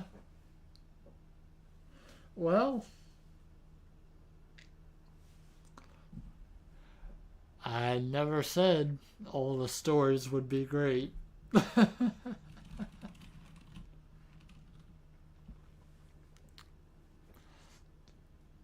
But yeah, thank you guys for coming by. It was fun.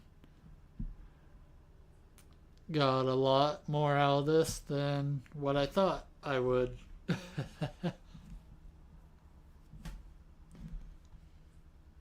But yeah, I hope everyone has a good night, and I will, well, I will see you guys whenever the next video or the next time I stream.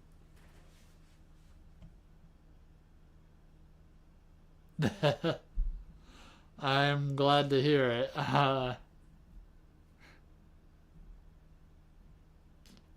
Yeah, I will have to make a note of that.